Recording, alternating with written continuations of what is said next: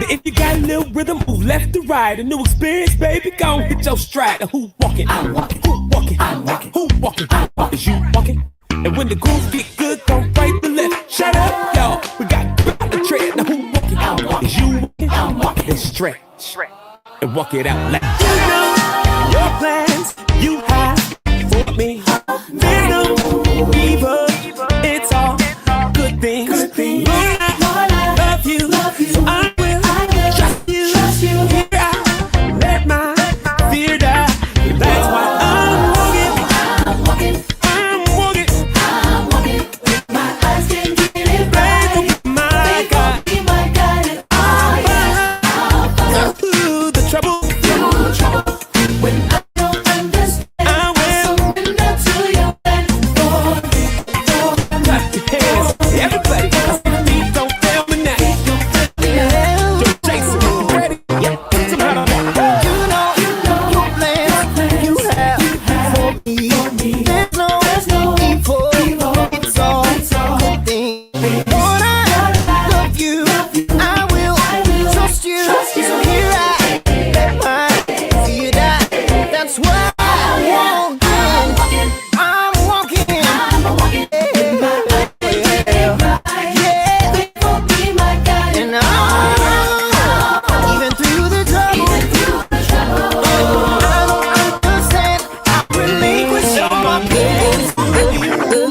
Open up door, took me down a path I ain't never been before. Looking at the road, I don't see a lot of space. Guess I gotta drop my load, cause you're picking up the pace. Don't leave me to die, be by my side. Get a little anxious, please be my guide. I got my feet shy, been prepping for the moment I would get the green light. If you see me, I'm rolling like feet. Don't feel me now.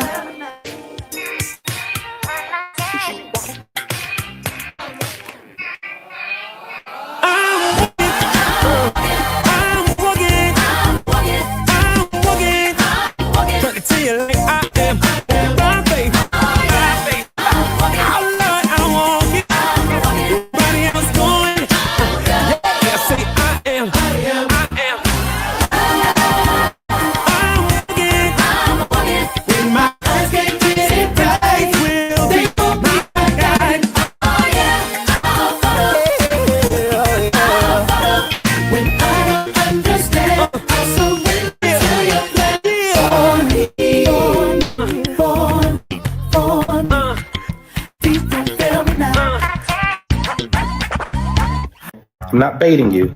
I have a very serious question. I do not know the answer to this. So I'm asking you. So the U.S. imposes tariffs on China. China fights back. The U.S. blah, blah, blah, blah. And then China's like, you know what? Here's what we're going to do. We're going to give up all the tapes and basically tell y'all where this stuff really comes from. So like all those really expensive bags, stuff that you think are from these Italian designers that are made in China, and they just ship them to Italy and put the label on them, and they are marketing these things up 1,000 to 2,000%. Let's be clear. This is my question. And then of course China's like, hey, you can come straight to the source and get them on the cheap. From the standpoint of consumerism, what I don't understand is if somebody reveals to you that this product, this status symbol, is really no different than the next, inexpensive or reasonably priced thing sitting next to it, like they pull the wool back, show it to you. Is the response to say, oh, now I can get the status symbol cheaper, or, oh, it really ain't all that anyway. Why would I spend my money on it even if I could get it cheaper? Because how can it have the status if we kind of pull back the covers. It's kind of like the Tesla Cybertruck, right? It looks like an urban assault vehicle. That thing could get something going on, and that thing is held together with Velcro and duct tape. Right?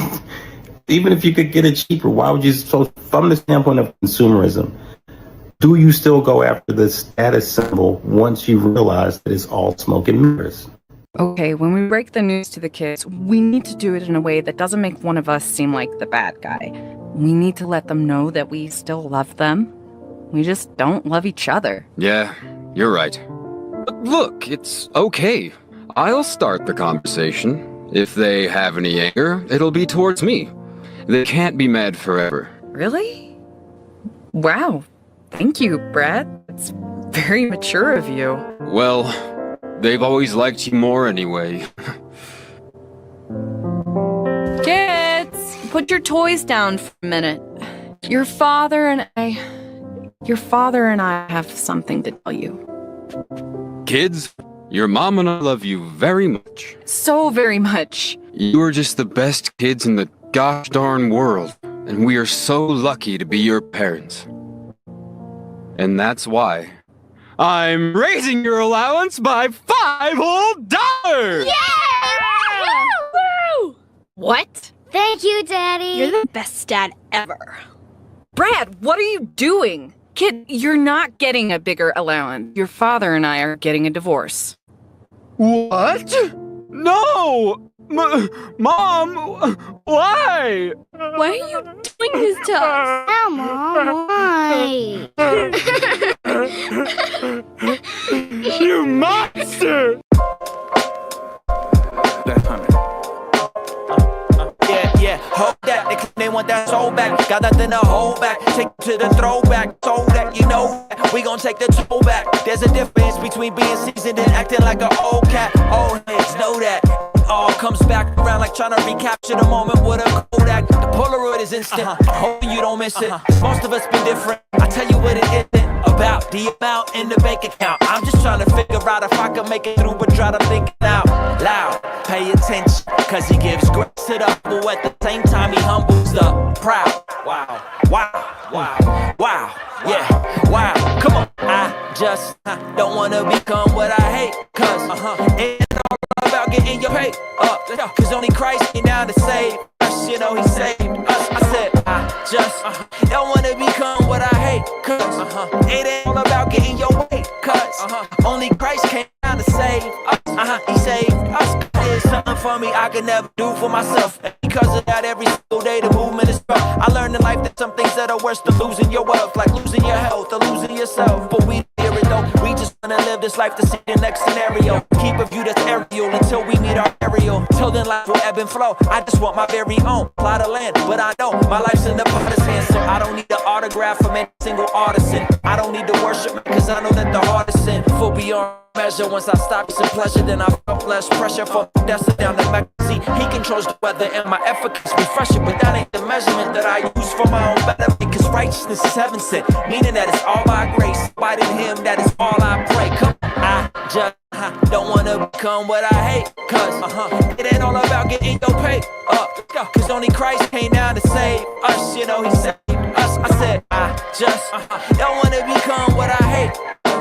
It ain't all about getting your way. Cause only Christ came down to save us. He saved us. Come on. Done it.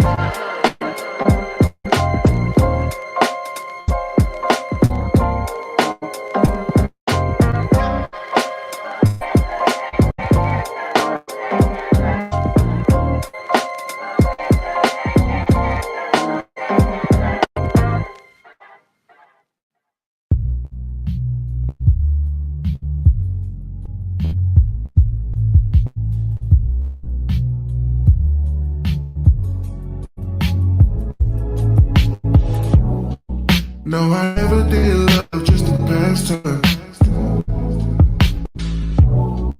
Told myself the last time was the last time. So tell me why. I know that I'm saying for all alone. When I'm with you, I lose control. I'm not new to heartbreak, babe, but that's a risk we y'all gon' take? The vibe's just right. Thought I'd never fall in love again, but I just might. Cause the vibe's just right. Thought I'd never fall in love again, but I just might. Sweet skis, and I know it. Once we get to go and we can't stop, feel like a locomotive. A runaway train out of control, and this could be unforgettable. I'm hoping we don't get off track, cause it's gonna be a long way back. Cause the vibe's just right. Thought I'd never fall in love again, but I just might. Cause the vibe's just right. Thought I'd never fall in love again, but I just might. Uh-huh. Oh yeah. Uh-huh.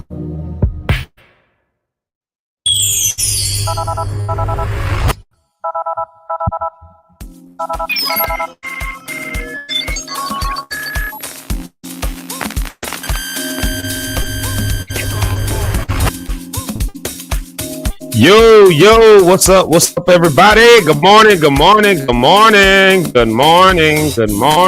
Hey, hope everybody's doing all right. Good morning to you. Good morning to everybody that's here. All you rock stars, all you amazing people that you are. I thank y'all so much for being here. You're locked in with Zeke live in the morning. We're a great way to start your day. Y'all know how I say it. I say it every day because it's true every day, and I'll keep saying it until it's no longer true. So today, it looks like it's true. It's a great way to start your day, and we are glad to be here today on Thursday. Man, we're just thankful today. Today is Thursday, so we call it a Thankful Thursday. We're thankful for everything that we got, everything that we are, everything that God has blessed us with, everything He's gonna bless us with, everything we've been blessed with. You know, the scripture says, I've learned to be abased, I've learned to be abound. I'm screwing the scripture up, essentially, for Philippians 4:13. Philippians 4, Lord have mercy. Philippians 4:12 and 13. We oftentimes skip out that part of 12 where it says he was learning to be abased and abound. In other words, sometimes stuff is going really good. Sometimes stuff ain't going good at all. Abased. But guess what? I can do all things through Christ who gives me strength. And one of the things we can do today is just be thankful. Just be thankful that in spite of everything that may be going on, whether it be good, bad, or indifferent, we still here. We still got vision. We still got goals. We still got plans. We still got dreams. We still chasing stuff. We still, you know, I mean, like, listen, we ain't gave up yet. I ain't gave up yet. I told y'all yesterday, if y'all pray for me, I'll pray for you. I told y'all yesterday, if y'all help me get back up, then I'll hold you accountable to help you get back up. And so if nothing else, we can be thankful for that. We can be thankful that we got people in our lives, people in our corner who care enough about us to make sure that, you know, that we're doing all right. You know, it's good to have that, to make sure, not just that you're doing all right. Let me maybe fix my language a little bit. When you say just making sure you're doing all right, you know, people they'll call you up and see how you're doing, ask how you're doing. And, you know, that's good too, though. I'm not twisting that. But then, you know, a lot of us, people in our life who do more than just see if you're doing all right, see if you're doing okay. We got people in our lives who actually push us and make us go forward. You know, I tell you all the time, Eric and Rich, they pushed me to do something yesterday that I needed to get done. And I was busy doing other things in life. And I've been on here talking about how all these other things I got to do, just lifing and having to, you know, stay up to par with all these other things that I got going on. Well, there was some things that didn't get done that I need to get done. And Rich and Eric held me accountable yesterday. And I said, okay, bet. Y'all call me at 8:30. And if I don't have this thing done by 8:30 p.m., I promise you I'll at least be working on it, trying to get it done. And sure enough, around about 8:20 or so, I was in there and I was working on my iPad doing something with it. and it was moving real slow, taking its time. It wasn't as intuitive as I thought it was going to be. And so my wife was sitting there with me. I said, hey, babe, I can't stop right now. I can't stop. I got to stay focused. Do me a favor. It's Eric and Rich. Text them both for me. Let them know I'm sending something their way. I am working on it. It was that accountability around there. So you got to thank God for the people in your life who hold you accountable, the people in your life who get you to do some stuff. I put it in the group chat. I don't know if Eric and Rich and them saw it yet, but I put it in a group chat that we got between the three of us. I put it in there that I might share what we were working on. I might share it. So I put that in the group chat. I'll see if they think it's a good idea to or not. I don't know. When they get on here, I'll ask them if they think it's a good idea. I'll just tell y'all straight up what it is. I'll tell y'all straight up. I've been working on a music video, y'all. I told y'all I'm getting back into this music. Y'all thought I was joking. I'm getting up this year. I'm not sitting back waiting on, I don't know, depression to go away or waiting on it. Now I'm working on, right? So we got a music video we're literally working on. It's been in the works, but we're working on it now. And I submitted it last night. I submitted the video.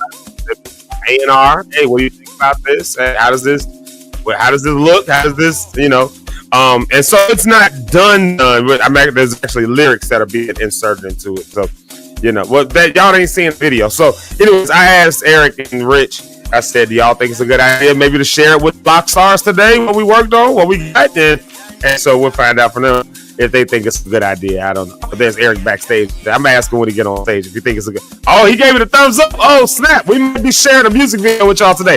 Would y'all want to see that? Would y'all want to see a music video I'm working on? Would y'all want to see it? If y'all want, the Lock Stars want to see it, then I'll show it. Now, here's the thing. If I show it, this episode might have to come down. So you better tell all your friends to come on, because this episode just might have to come down, or I might have to mute that part or something like that. I don't know, because it's a song that's, going through the submission process, and, maybe I'll kind of film some of that with the submission processes. Like, I don't know. I ain't going to hold up a promise to that. So sometimes I'll be over-promising and under-delivering. I know that myself. So, yeah. But maybe we'll share it on the show today. Granted that it will upload, because I'm trying to upload something else right now, a simple graphic, and it's not uploading. So let me do this real quick. It's Thursday, January the 26th, which was supposed to be the day for this right here. I told y'all this might get postponed, and that's exactly what has now happened. We've postponed this event just by 1 week. Okay, I told y'all yesterday we were going to think about postponing this because of some other opportunity that came up. Now, I'm trying to get the graphic for that other thing that's coming next Thursday. I'm trying to get it. But if I can't get the upload, then I told y'all where to find it. You'll find it on my stuff over on Facebook and all of that. But I got to, let me see if I can try this. Let me try something. Let me try if I go from here. Sorry, y'all get the chance to see me just try to. All right, it's just give me the circle. Okay, I got to figure out what that is. Just give me the circle. Anyways, this is postponed right here. It's supposed to have a big thing across this that says postponed. And then there's another graphic that says what's going on. But next week, 8 o'clock, mark it on your calendar. With the doors 8. So mark that on your calendar. And we're doing a freedom night. I cannot believe you just giving me the circle. Hopefully I'm not cut out either. Y'all can still hear me, right? Y'all can still hear me? I got a couple of clips and glitches going on while I'm trying to upload this. I better stop doing that. All right, I think I'm still here. It looked like I'm still here. Okay. Sorry, y'all. I'm trying to upload the graph. Anyway, this is postponed. Healing Voices tonight. Postponed by 1 week, y'all. Just 1 week into next week. Just into next week. So postponed going into next week. We made the decision last night. The reason we're doing that is because next week we've got Sova Gospel Choir from Geneva, Switzerland. So we're going to do Healing Voices with them. All right, they got a group, 60 voices that are coming from Geneva, Switzerland. They're coming all the way here to Chicago. And so on the day before July 4th, y'all know Independence Day is on, American Independence Day. We celebrated our Independence Day last week. But American Independence Day, or should we call it American Revolution Day? Because we celebrated, we celebrated Independence Day last week, Juneteenth, on June 19th. Okay, that's right. That's all right.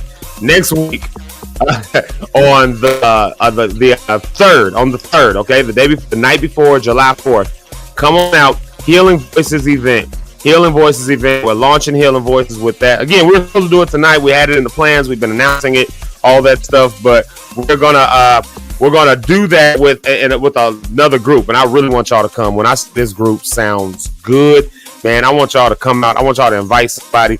I want this to stop circling because I want to just upload.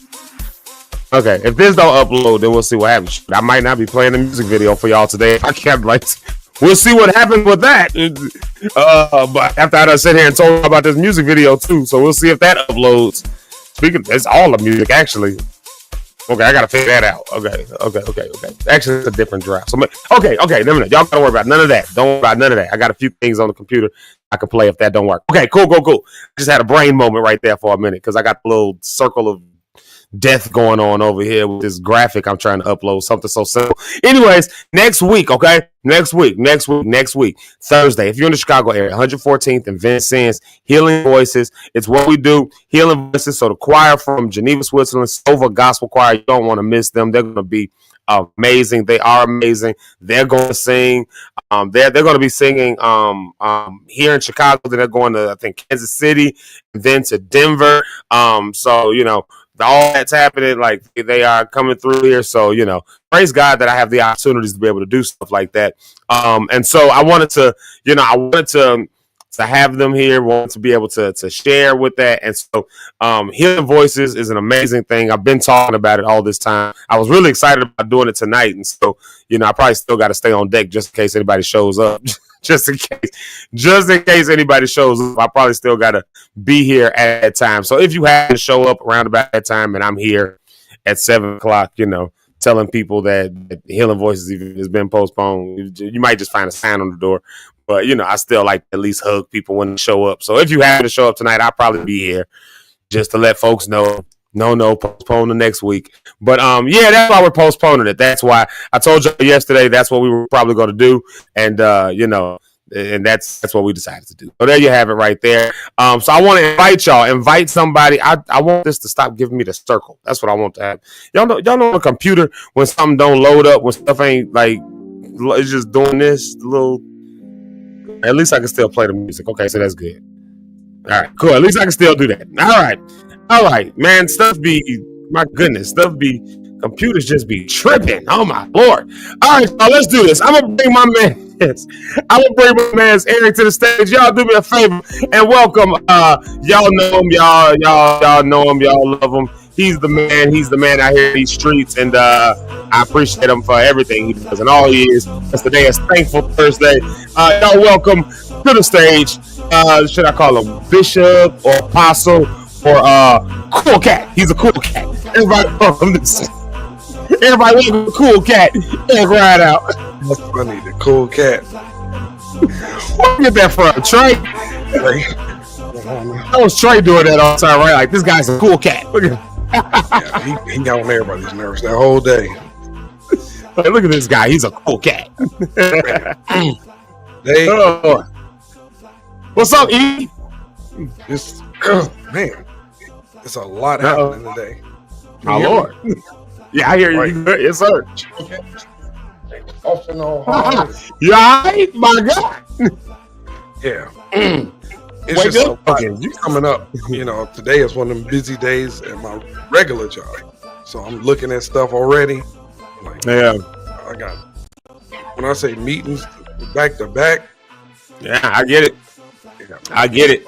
I'm too many. I'm moving stuff around for tonight, you know, to pull off next week. So that's, you know, to pull it all together for next week. So, you know, postpone stuff. I don't know why this graphic won't load up. Do you see? Okay, this is just random. This is real random. Y'all have to see random backstage. Do you see a graphic loaded up? There should be a third graphic. I don't know if it's showing up or if it's just giving me a circle and I don't want to like get out of the room and come back in and risk backing off the whole broadcast. There's a graphic there that says Healing Voices. That's the original one. There's the one for Rich's basketball camp. Yeah, that's it. Is there a third one on your end? Nope. It says postpone across the Healing Voices thing. You see that? Okay, nope. All right, so it's not up there. I'm loading up. All right, I'm scared to like log out and then log back in. Like I'm just might have to. Okay, I know. During the music break, I'll figure out what's happening. It could be the file or something. I don't know. Okay, I ain't gonna stress over it. I am gonna tell everybody though, next week, 8:00, 114th and Vincennes. You don't want to miss it. Healing Voices. We're doing Healing Voices, and so I've been talking band and all that stuff like that, and now calling singers and stuff. Like the New Experience is doing something as well. So yeah, there it is. So I'm giving myself a chance to sing as well. So Zeke Like the New Experience is singing Healing Voices as a just as an event. What it is going to be. I told you that's my therapy. So I guess this therapy session I'm going to actually perform. So there you have it, right? There you have it. Yeah, I talked to Keys yesterday. Started working band out, so he got in touch with them because just trying to like move around. I had a chance to call everybody. So, like, Keys, can you call the guys? So the band is in. We got yeah.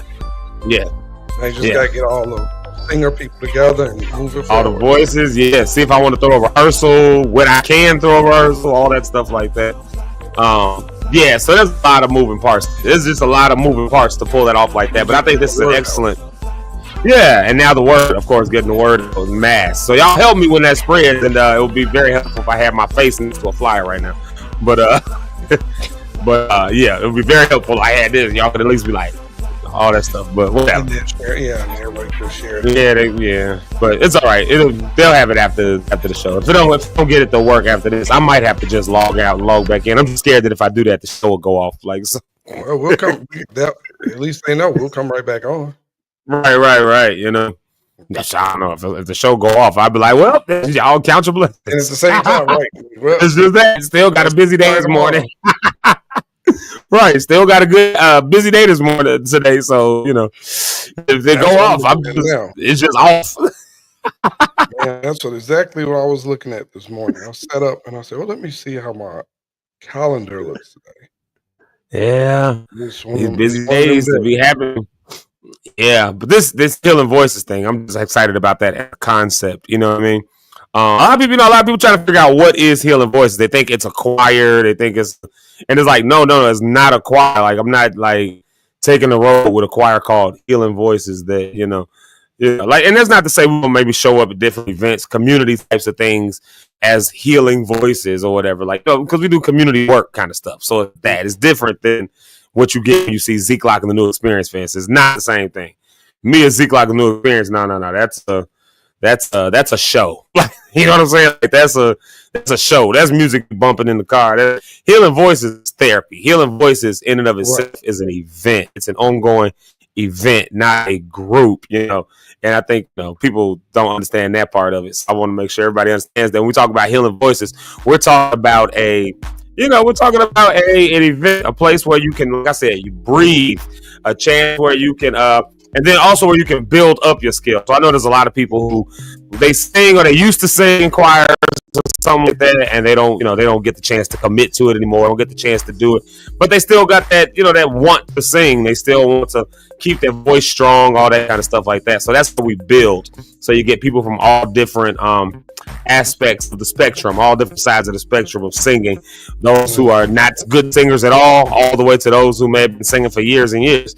But it's always good to still keep in practice, all of those skills and stuff, especially if you just, life get the life in. Now you can't sing on the church choir no more. You used to sing with that community group, and now you got kids and you just can't do that no more. Yeah. But it's like you never lost the passion for singing or for music. You never lost what that does for healing on the inside. That's what Healing Voices is about.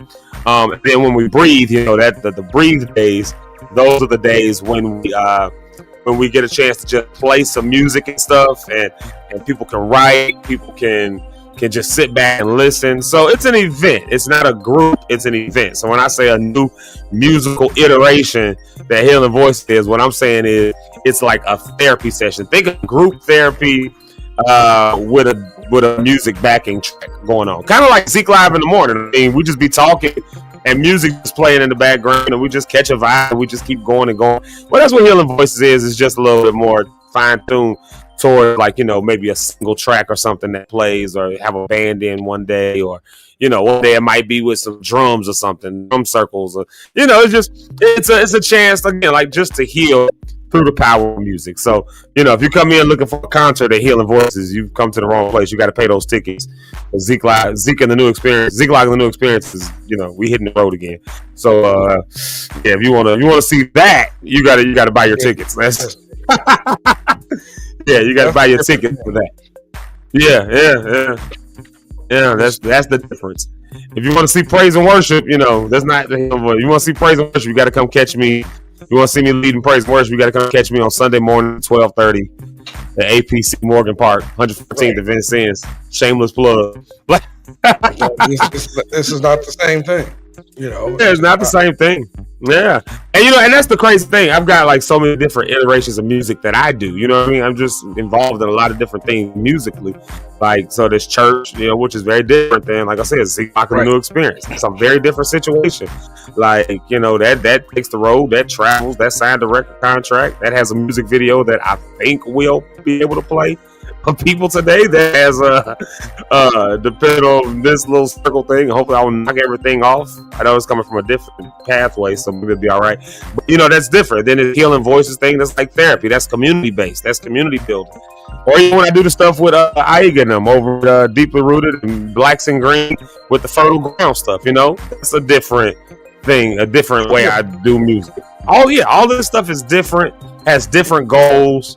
But yet I'm in the middle of all of it. So next Thursday is going to be a cool opportunity to, just kind of merge a few of those worlds together, actually, So that's come enjoy themselves and absolutely, man.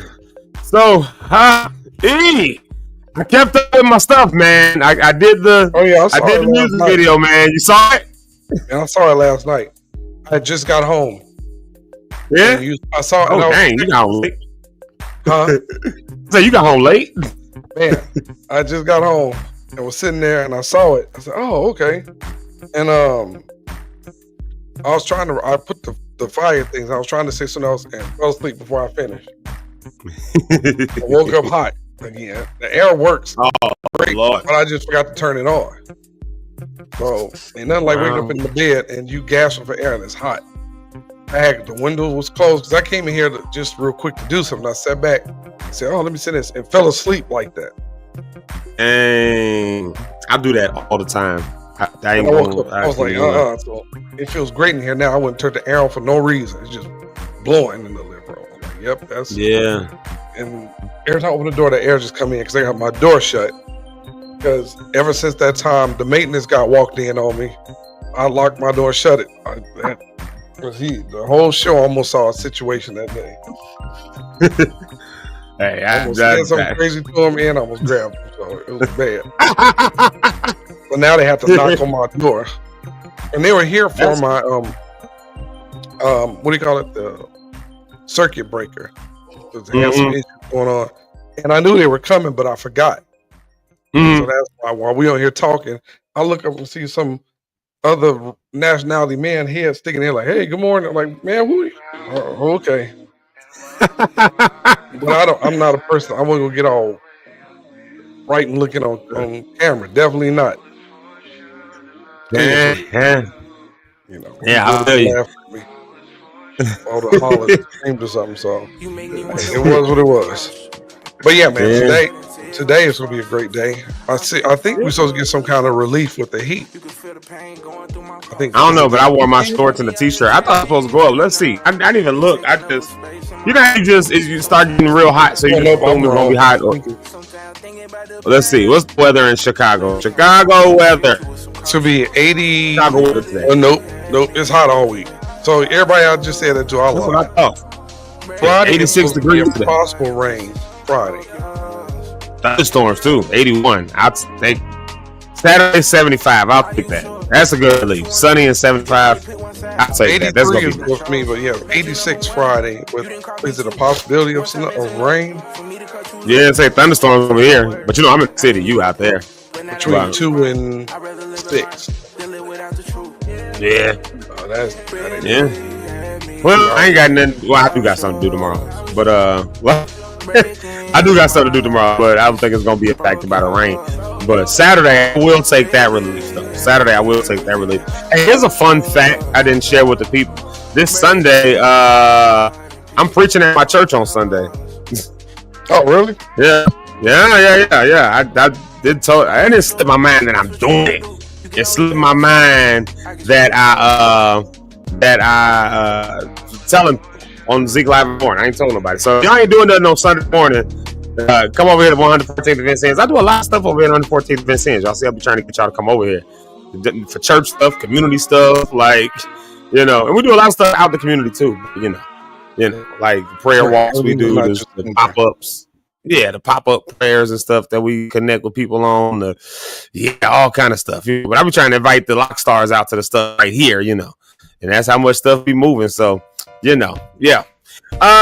So if you ain't got nothing going on Sunday, then there you have it. I tell you what, let's do this. Let's take a music break right here. I think we're gonna take a music break right here. While I'm running my mouth, I could be checking this pathway, and then let's see here, and then we'll come back and we'll do our morning shout outs. Let's see, is anybody in the comments this morning? Anybody here? Let me go to the comments real quick. Let me open up that screen. Oh yeah, I see some comments here. Praise the Lord. All right, this is what we're gonna do. We're gonna come back and morning shout outs. Say good morning to all the people. I see people in here saying good morning, all those things. So y'all know that's one of my favorite parts of the show. So we're gonna come right back with that. But first we're gonna see is if this is gonna actually upload. Hold on a second. All right, if I can load it from here. You know what? I hate when there's like technical difficulties. Like I hate that. I just hate it. It took me like 2 minutes to get the live cast going this morning. Like from the time I hit the start stream button, like it was literally like 2 minutes before I actually started playing. Like I stopped it, started it. Like it was tripping, bro. Yeah. So I don't know. Hopefully everything works out all right. Let's see. We'll try this one because it's on my computer and this should be all right. Let's try this. All right, y'all. We're gonna try out a music break right here. Let's see if that happens. I hear music. I hear music. Do y'all hear it? Yeah. Hey, praise the Lord. All right, cool. At least that worked. All right. We're going to take this quick music break and we'll be right back with our morning shout outs. If you haven't already said it. Your mic sounds real loud. Why? Because I'm yelling at it. Oh, Lord. Well, we'll be back, y'all, in a minute. Oh, Lord. Fix that.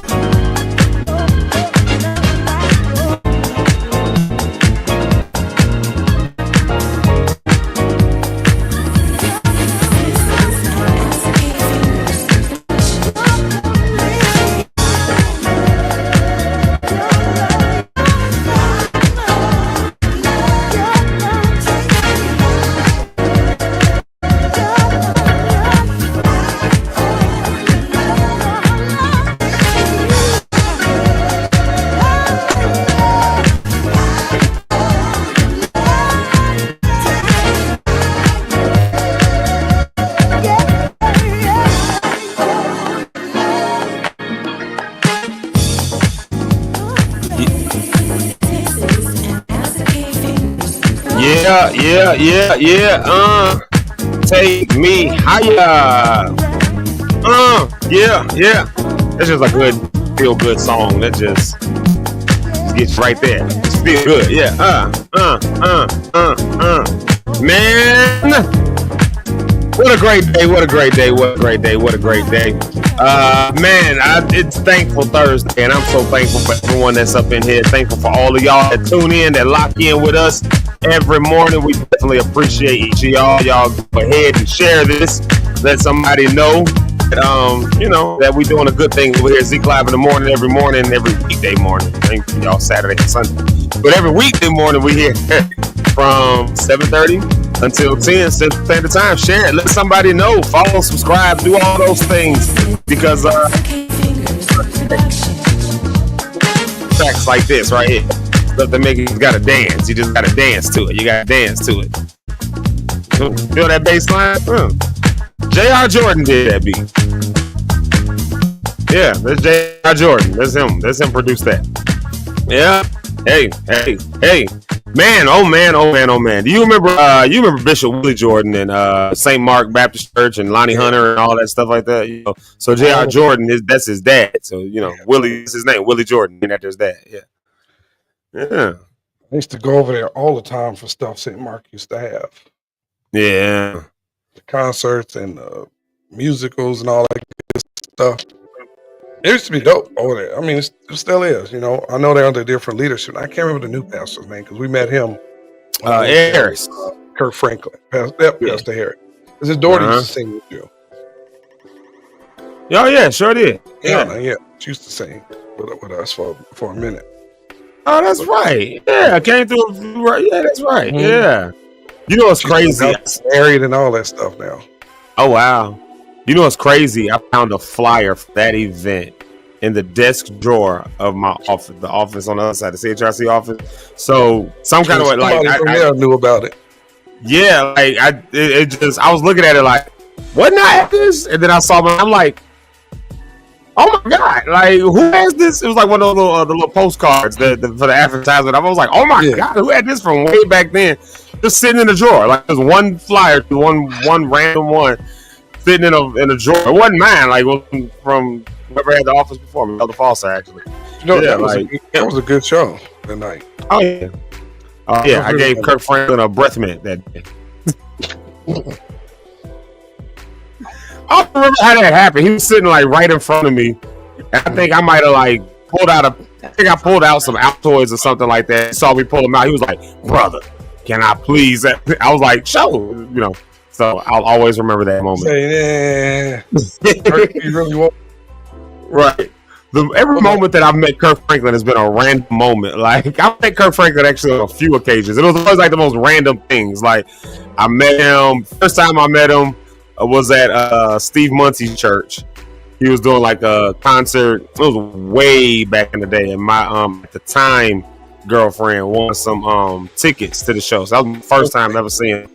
And he came right over to where we were, and he like stood up on a chair, like right there. Kirk be standing doing this wild stuff, and he went to stand up on the chairs, and I kind of like just helped him. He was like, like the whole thank you thing, thank you, brother, one of them. So that was my first time meeting Kirk Franklin. I was starstruck. And then next time was on tour when we came to Chicago, and Kirk was on tour that same day, and he was no, I'm gonna take that back. No, I guess that would have been. I don't know. That was the second time event, right? No. That would have been like the third or fourth time. Yeah. That, believe it or not, that would have been like the third or the fourth time. That second time was either the time when we were on tour. We were at House of Hope, and he stopped me in the backstage on his way. He was going to the Horseshoe, and we were at, of course, House of Hope, and he came through the show for a minute. And that first part of that show was all pretty much me and Christina, huh? David and Tamala came.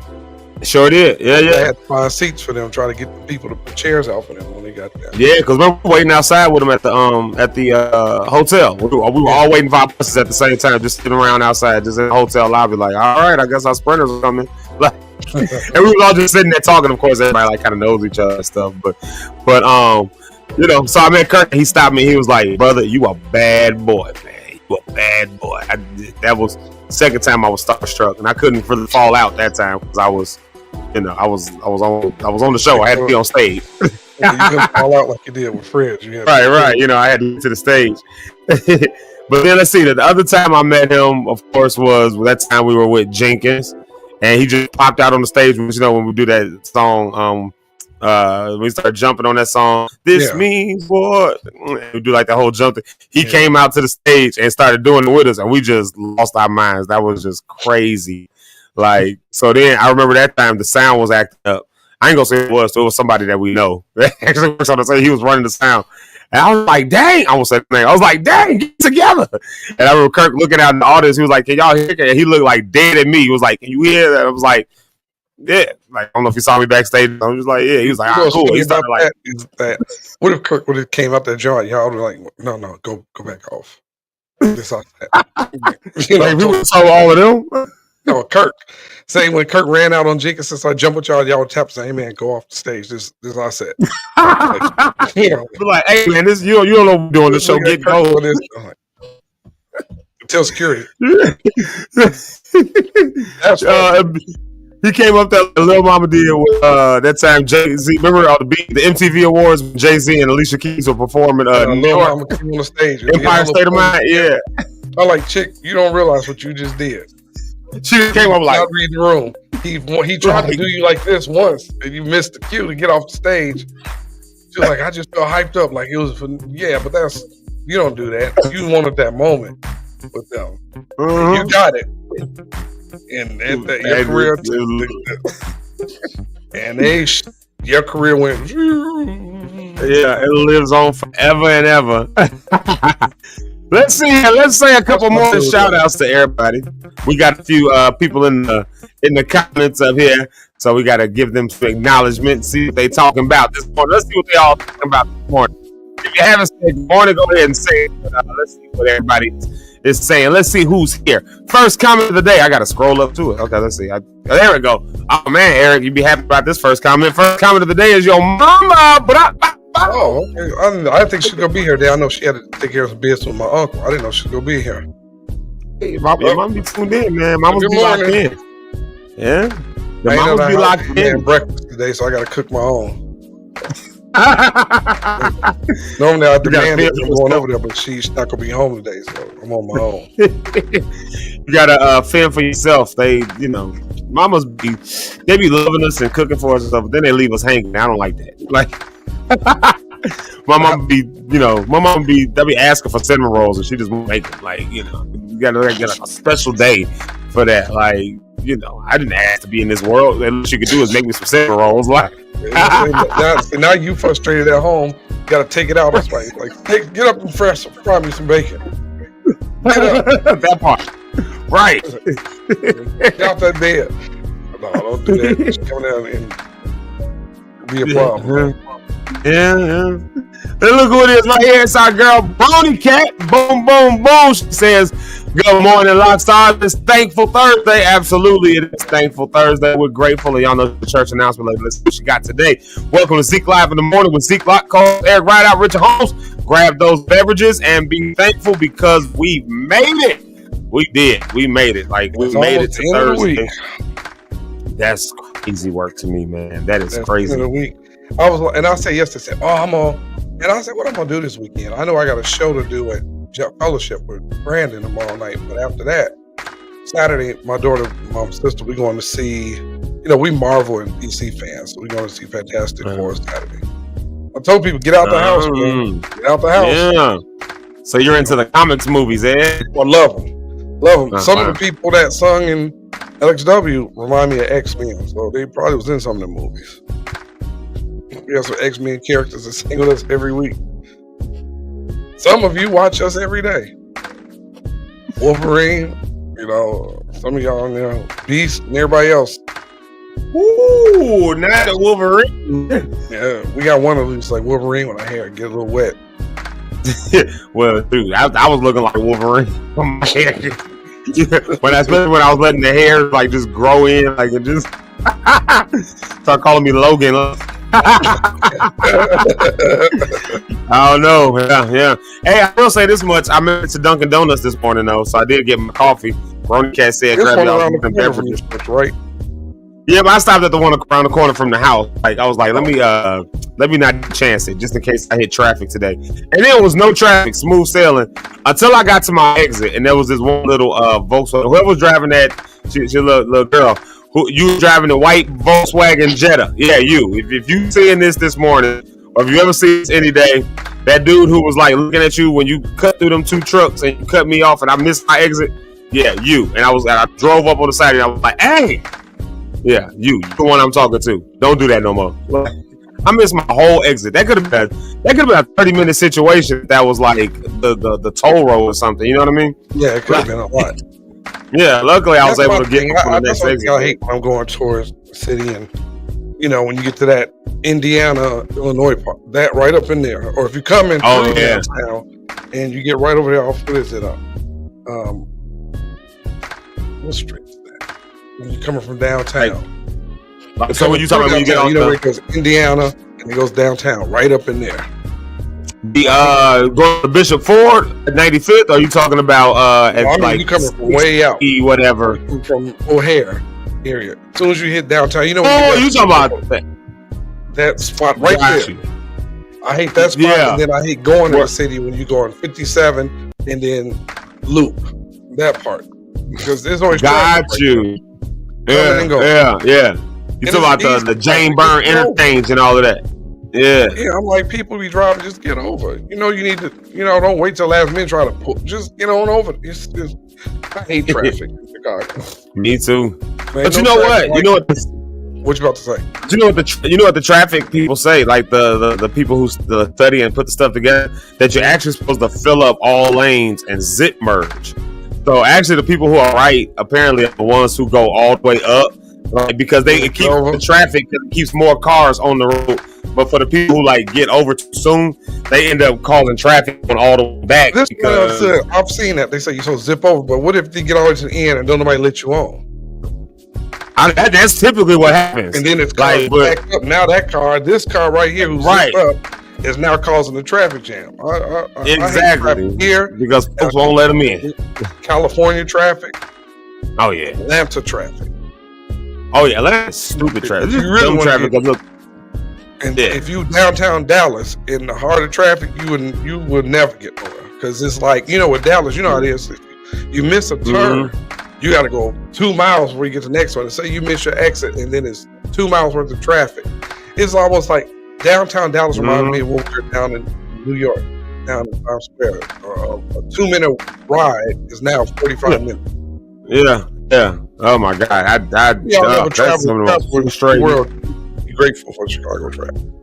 I remember a time we was in New York, and we could see our hotel like a block away, like a block or two. We could see it. I mean, you could see it. If it wasn't for the fact we had all them bags in the car, we could have just got out and walked. Like it took us 45 minutes. I was like, hey man, look, we looking at where we going. It was like at a corner, and they said if we would have got a taxi, it was a 2 hour, 15 minutes. But by walking, it was 15 minutes. And we could see the place. You know how you can see the sign down the street? We walked. Yeah. It's Times Square. Isn't it? But the thing about it, those of you that haven't traveled like that, get out and travel something. This is some beautiful places, right? And some exciting places. Sometimes, like we were down there, like I said, we saw the Law and Order people taping the show, doing one of the going down there. I tried to get in the scene. They had that stuff blocked off. I was trying to walk through there, make it, like I was supposed to be in there. But people travel, like Miami. Nothing like going to Miami, sitting on the rooftop, eating, watching the water and stuff like that. It's been some beautiful places. This world. Yeah. It really is. You gotta get out. You better get out. Shout out to Miss Asia Jamal. Saying good morning to everybody with her Pure Life podcast. Y'all go check that out. Oh yeah. What was I talking about when I said this clip was hilarious? That was that. Wait, this morning till today. Huh? I have never watched that at the beginning of the show until today. The man telling his wife about the divorce. And I got it. Yeah, that's what I was saying. That's hilarious. He said, "You're a monster." Bro, that clip had me rolling. He said, what? Mom, no! Let me see if I got. I'm scared to send it to my computer. Okay, I'm gonna try to send it. I'm gonna try to send it. I watched it this morning at the beginning. This was hilarious. I've never seen it before. I'm gonna try to send it. I'm gonna try to upload it. I might have it on the computer for the people who might not have seen it. It is hilarious. Oh, look at him. He was mad. You monster! He turned that whole thing on his wife.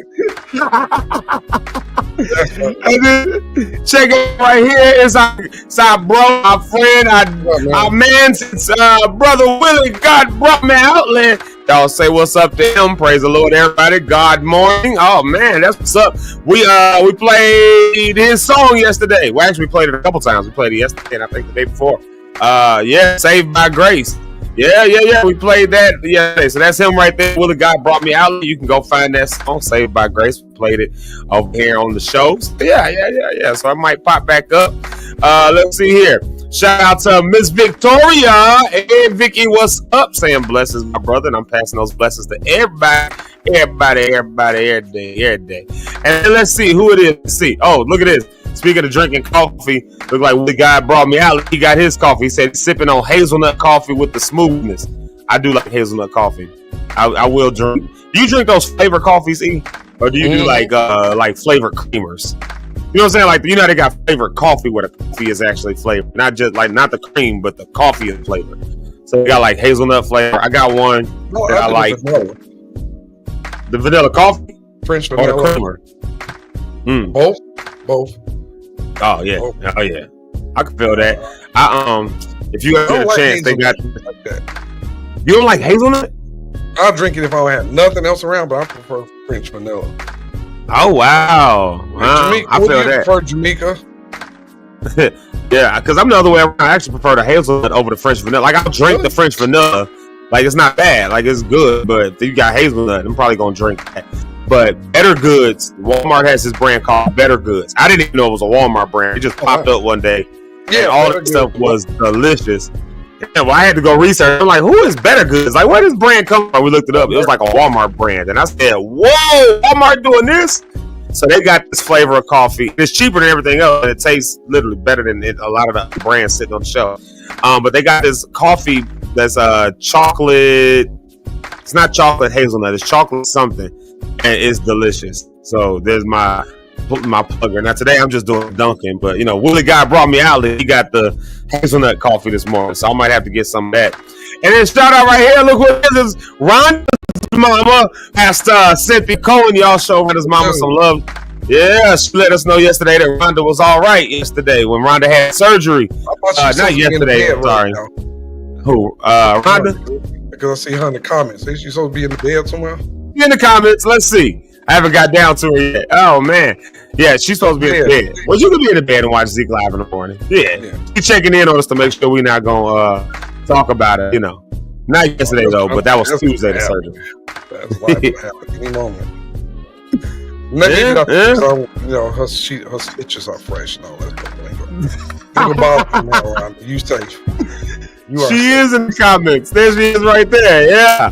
Y'all keep wishing Rhonda love. Y'all know she just had surgery on the other day. So y'all keep wishing her all the love and the prayers and the support and all that stuff. You know, we've been praying for her and praying for a speedy recovery and all that good stuff. So, yeah, definitely keep her lifted. Keep her lifted up. Yeah. Look who it is. It's DJ Red. Good morning, best people. You made it to this beautiful Thursday, and you are thriving to finish this week strong. You got this, so keep going. Tune in now. Zeke 5 in the morning. Lock in. It is right there between him and Pony Cat. They make sure y'all know to share, like, do all that stuff like that. Yeah.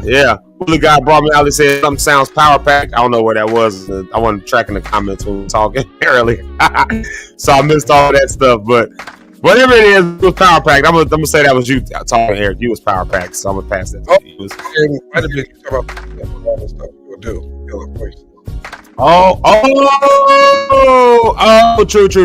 True. Yeah, that's power pack. There you go. Yeah, that is power pack. That's power pack. There's Jamila Shea. What kind of coffee did she say she liked? Yeah, well, there it is. Folgers. Folgers. Yeah. The best part of waking up is Folders in your cup. You remember that theme song? I hated that. But I mean, I don't know if now that Starbucks and the other coffee has come around, and Dunkin' Donuts has always been good to me. Yeah. McDonald's hits this. McDonald's is good. Yeah. I would choose Dunkin' coffee over McDonald's, but McDonald's is a close. I don't know if it's a close second, but it's good. It's in the same vein. I would choose both of them over Starbucks, though. Yeah. Unless Starbucks sponsors me one day, then I would choose Starbucks. Right. Starbucks sponsors me one day, then I choose Starbucks. It's the greatest coffee you've ever had. If they don't sponsor me, I'm telling you, then Dunkin' Donuts it is. Like, yeah. Dunkin' is good. McDonald's is good coffee too, though. McDonald's coffee just be so hot. Like, they really do give it to you like straight out of like the devil's swimming pool. Like, I mean, it's just like hot. Look at that. So happy for you, Ron. Oh, that's what's up. That was really got Brian Alley that said Folgers. Oh my Lord. Yeah, I don't do Folgers. My wife bought some Folgers a couple times. I mean, I can do it. I drink it, but it's not my go-to. Like, it's not my go-to. It's tried and true, but it's not my go-to. Like, you know what I mean? Sticks like Folgers. Huh? Sticks like Folgers coffee. I don't think she really cares too much. Just grabbed it because it said coffee. She like. Yeah. I think she tried to track what I like because I drink my coffee black. Like, I don't put any cream, no sugar, just straight black. So, no. Even this cup right here, there's no cream, no sugar. This is just straight black. Like, I tell you what, like, I used to be able to just drink gas station coffee, and I still can, but I didn't really care. It was like, why would I pay $5 for a Starbucks coffee when I can get coffee from the gas station for like $1.10, you know, or from 7-Eleven or something, you know, like, because I was just putting all the cream and the sugar in it, so that's all I was tasting anyways, and a hint of coffee flavor. When I cut out the cream and sugar, cut all that stuff out of my diet for a season, I was fasting from it.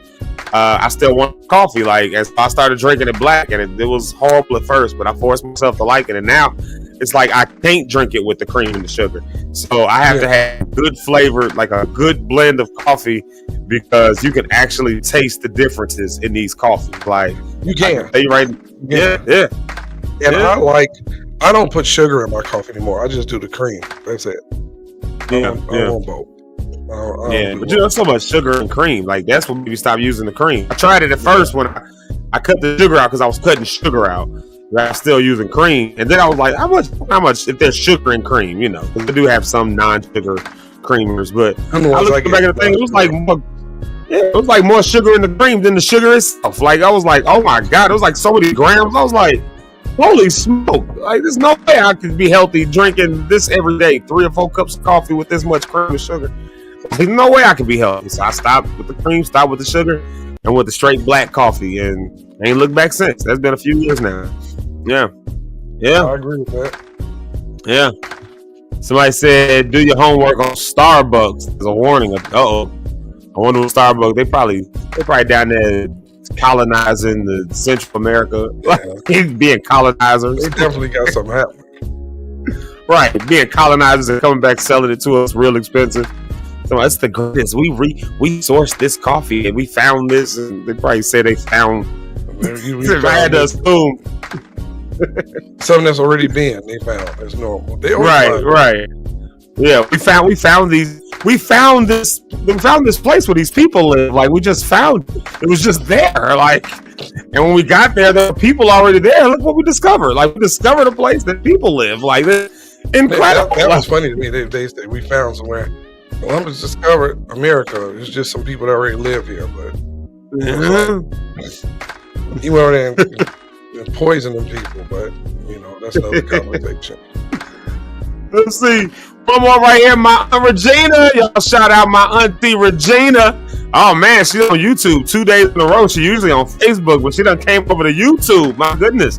Hey, we must be on to something, Doc. Hey man, we probably on something, man. Yeah. My auntie switching over. This we on something there. I know it. Yeah. Well, I don't know. There's the morning shout outs. I think that okay, so I'm gonna play a music break and I'm gonna try to see if I can upload this music video. I think I will play it, see what the people think. You think that's a good idea? Yeah, you think it's a good idea? Or Here's the question: should I take the podcast down for today after doing that? That's a good one too. Good. Yeah, that's me as an artist asking my manager, asking my manager. I get what you're saying. After you do it, you just say, oh, yeah, I know what you mean. Yeah, I would leave. Till it's over. Maybe an hour after that, or 20 minutes after that. We're like, yep, that's coming off. Yeah, because it's after we're like it's gonna be released, so But I felt like we're over here on Zeke Live in the morning. Lock Stars come on every day, and y'all are here, so we might as well share it and let y'all see what we're working on, what I'm working on. Because I get on every day talking about getting back up and doing all that. It's kind of been my way for the last couple months. We've been doing Zeke Live in the morning, so to show y'all what that actually looks like, putting my money where my mouth is. And that's why I say, with Eric and Rich, y'all held me accountable yesterday. I bet.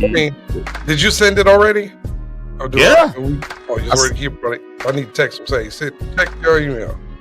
I texted it to him, just like I said right before I texted y'all. I texted him. Like, yeah, or either right. It was right all at the same time. It was happening all the time. So either right before or right after. The video and the MP3, or just the video? Just the video. Yeah, he wanted that. I forgot he did want the MP3 too. Well, I'll make sure you got that too. But I told him I was gonna call him today because by the time I got done, it was late. So I said I'll call him today. So we'll talk today. But yeah, once you talk to him, you're good. Yeah. What we got up for the music break next? Let's see. Whatever's on the computer. What haven't you played in a while? I don't know. Let's go back to let's see. Let's see, because this thing, the whole circle thing is still doing that on my computer right now. Still. Played in a while? What haven't I played in a while? What Worthy you said? By Worthy, Blanca. We haven't played that. That I got. Not the new song. I do have it on here. Your video? Well, no, I'm talking about Blanca. You said Worthy, right? We haven't did that in a while. Yeah. I thought you said Worthy. The other one more, and then we need a second one. Yeah, I got. Let's see. I got that. I got. These are some ones that just came from the show. These are just on here. I still got Michael Jackson. You Can't Win. I wonder if we play that, what's gonna happen again? It's gonna shut everything down. It might fix the technical issues. I don't know. Good. Okay, I got some stuff on here. I tell you what, I'll play Blanca Worthy because we like that song. Let's see here. And then I'm gonna send you some here it new is. stuff. I got some new material. I think there might be something left in that folder. I download pretty much everything that's in it. I do got some submissions, but I don't know if I can get those. I got some more new stuff. I'll send it to you. Bet. Perfect. Cool. I'll see if I can. We'll see what happens. Well, here it is right here, y'all. We're gonna do Blanca. We're gonna play Blanca with Worthy. I think we're gonna play it. It's coming. I think. Maybe not, Eric. I don't know. Maybe not. Oh, let's see. Okay, let me try this button here. I'm having technical issues. Hold on. Okay. There it is. All right, cool. This Blanca with Worthy, and we will be right back with more of the show. Technical difficulties.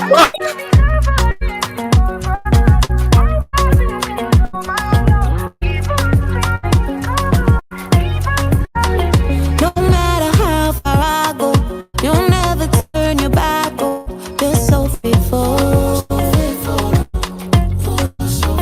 Can't even count the times, no. You came and rescued my soul. God, you're able. Your love stopped me right in my tracks.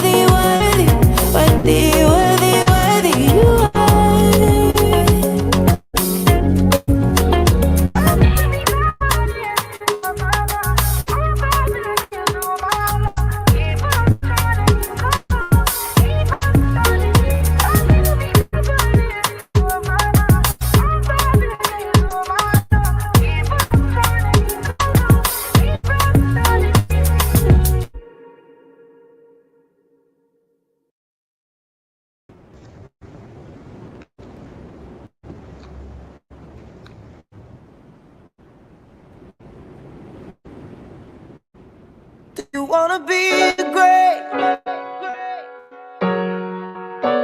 Do you wanna be great? Do you wanna be great? Do you wanna be great?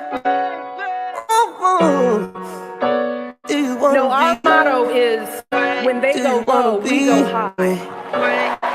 It's time to shift the culture, move with focus. Rise above and lose the vultures. It's hard to fly when nose is close to you, keep pulling it down. Yeah, off my chest, no more excuses. Scared to death, but I can't lose grip. I'm scared to jump, I'm scared to fail. I'm scared of you, I'm scared of myself. But what is life if I can't be great?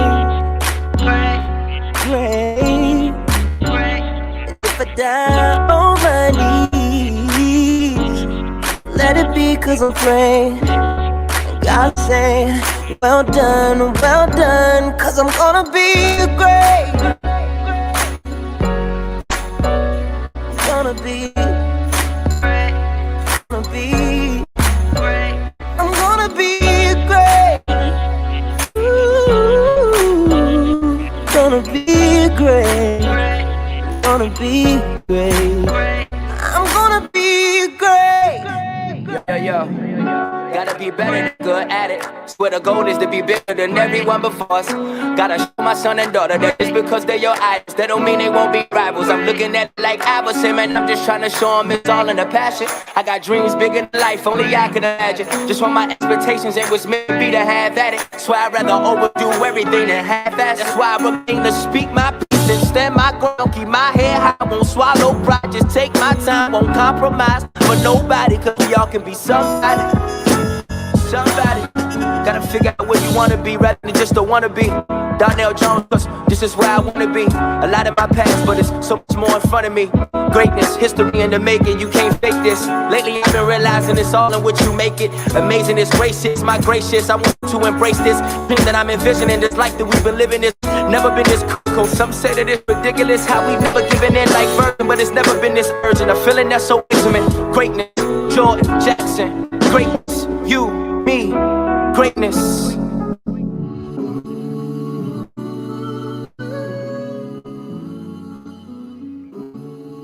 Hey, yeah.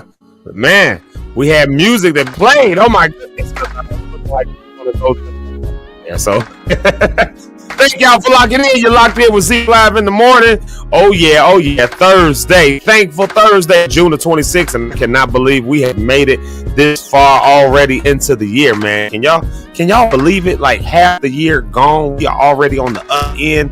On the other, like we walking into the second half of the year. That is crazy to me when I think about it. Like the fact that we're literally walking into the second half of the year. Like have y'all thought about that? Have y'all thought about that for real? Anyways, if you haven't, then you got the second half of the year now to subscribe and follow and share and do all that stuff as we are elevating the show a little higher now.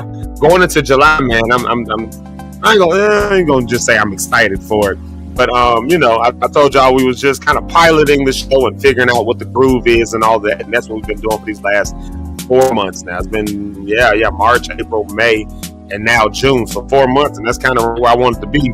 About 4 or 5 months, I think 4 months I found the groove. I don't think I need 5 months. I think the month of July is when y'all might start seeing some new graphics and stuff like that start coming out. And it's just a different vibe. Not a different vibe, same vibe, just a different look, a different kind of thing like that. Because I think we got our groove and we kind of know how to do this. And like I said, I appreciate each of y'all. It's Thankful Thursday. So I'm so thankful, so grateful to each of y'all who get on here every single day. So y'all, man. And, it's just grateful. I'm grateful for it. That's why we do it Thankful Thursday. So my question to y'all then is, what are you grateful for today? What are you thankful for today? Have you ever just taken the time just to think about what you're grateful for? It's a thing that I'm doing now, and this is just me. I'm just, I'm not telling nobody to do this. I'm just telling you what I'm doing that's helping me out. I'm starting to think about the good side of stuff. I'm starting to think about the good things. I'm starting to focus on things that are working. I'm trying to start to focus on things that are happening, things that are moving, even when I can't see it, even when I don't understand it, even when it seems like life is life and a whole lot of stuff is happening around me. It's like that little piece of gratitude just kind of changes your perspective on it.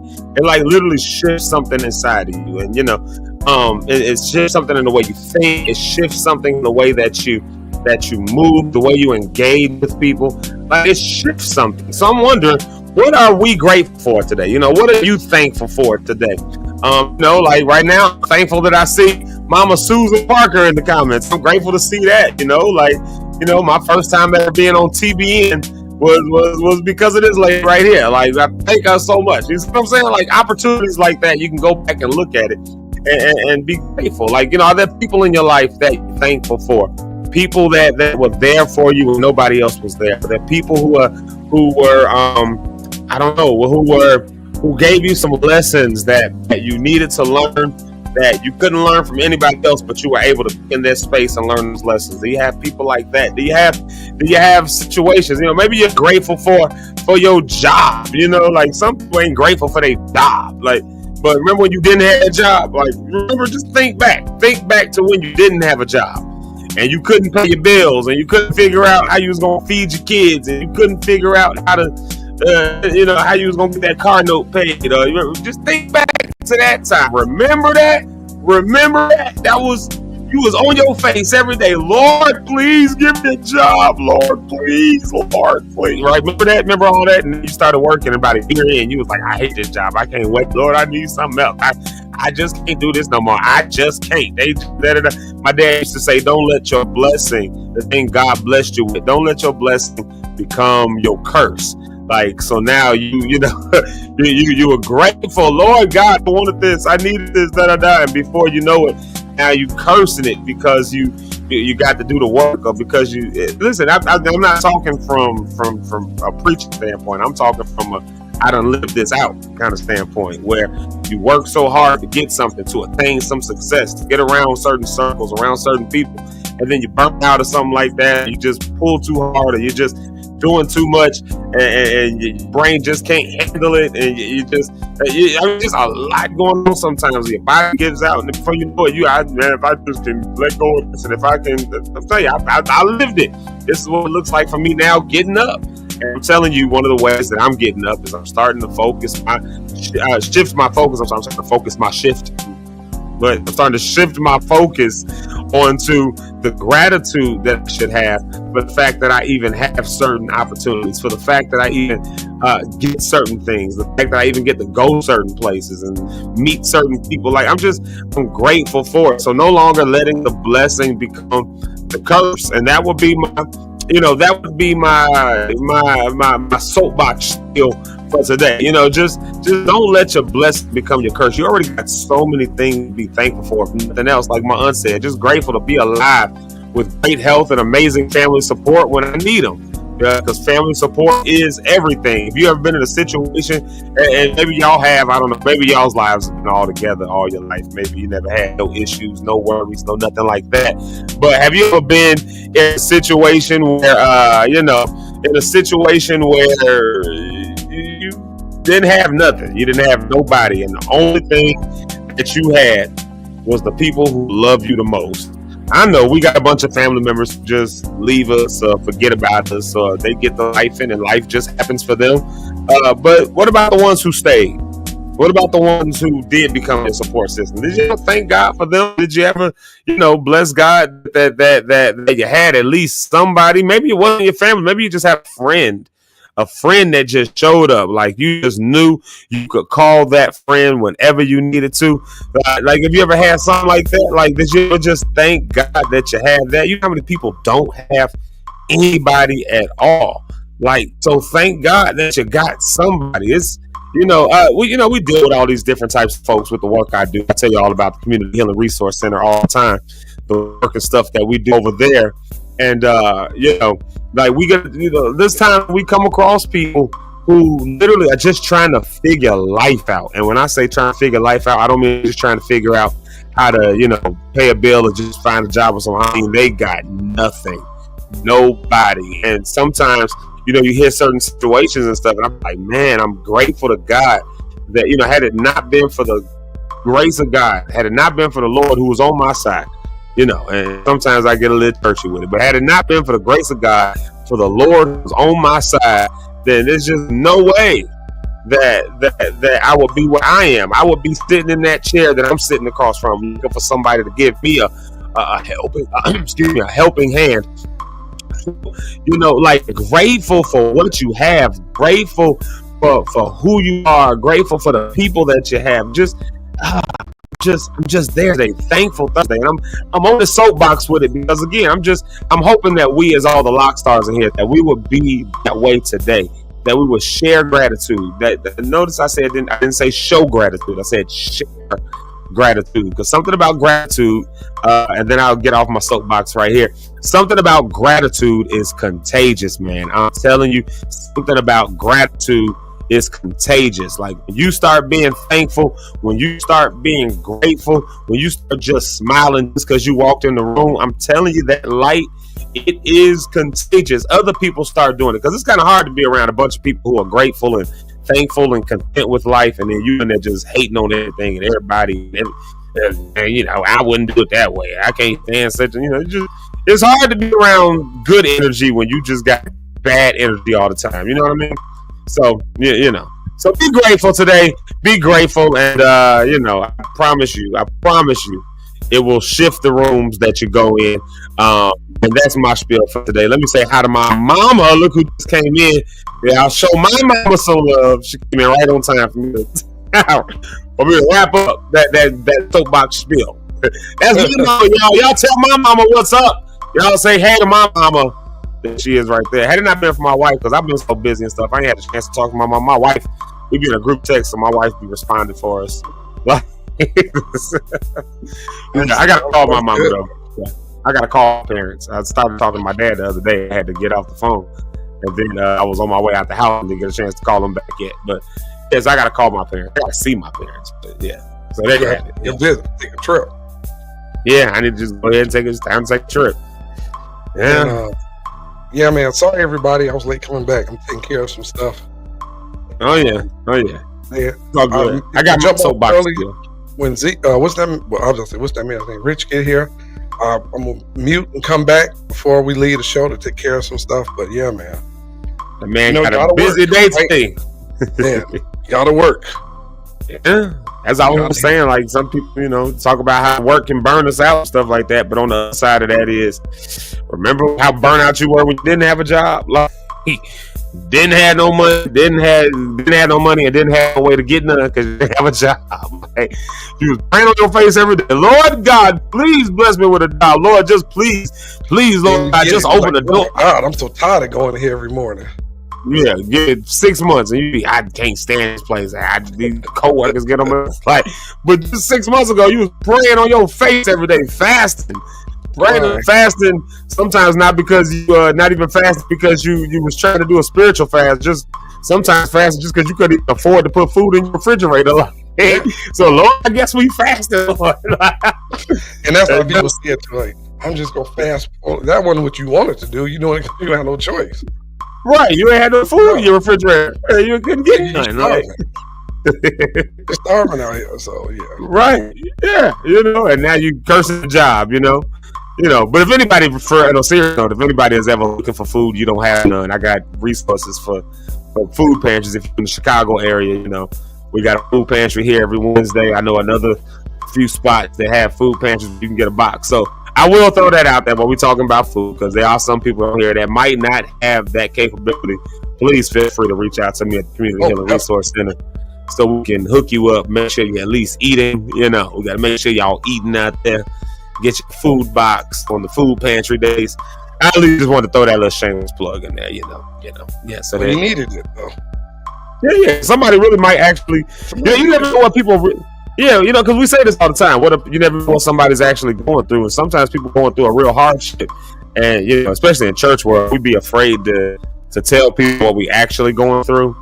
I ain't got no food in the refrigerator, and I ain't had nothing to eat in 3 days. But I'm not gonna tell the church that issue because I got to put on a face to act like everything's all right. That's crazy work. But I'm gonna put it out there that you ain't got to tell nobody else. You can just hit me up. You can hit me up. CHRCAPC@gmail.com. You can call Morgan Park office. Was 881-6900-773 area code. Like call the office, they'll put you in contact with us, and we'll get you some food. And everybody in your business. Yeah, nobody will know. We completely confidential intakes. So yeah. I don't want nobody hungry. This economy is trash. For real. Listen, listen, I be down there grabbing a box. Like, groceries are so expensive. Every time I go to the grocery store, every time we go, like never less than $75. And that $75 is like a few items, like bags that you don't even need a cart for. Just carry the bags out the store. Yeah, that's $75 right there. Like, you know what I mean? It's crazy, man. Crazy. It's like, and it's like, I was looking at that today when I was looking online this morning, how, even if you make money, make a decent amount of money, something can happen and put you on the same page as anybody else, Mm-hmm. And online they were talking about how the average family is like, if I want to pay my rent on time, I gotta have right. But then can I get my light bill and extension to pay that?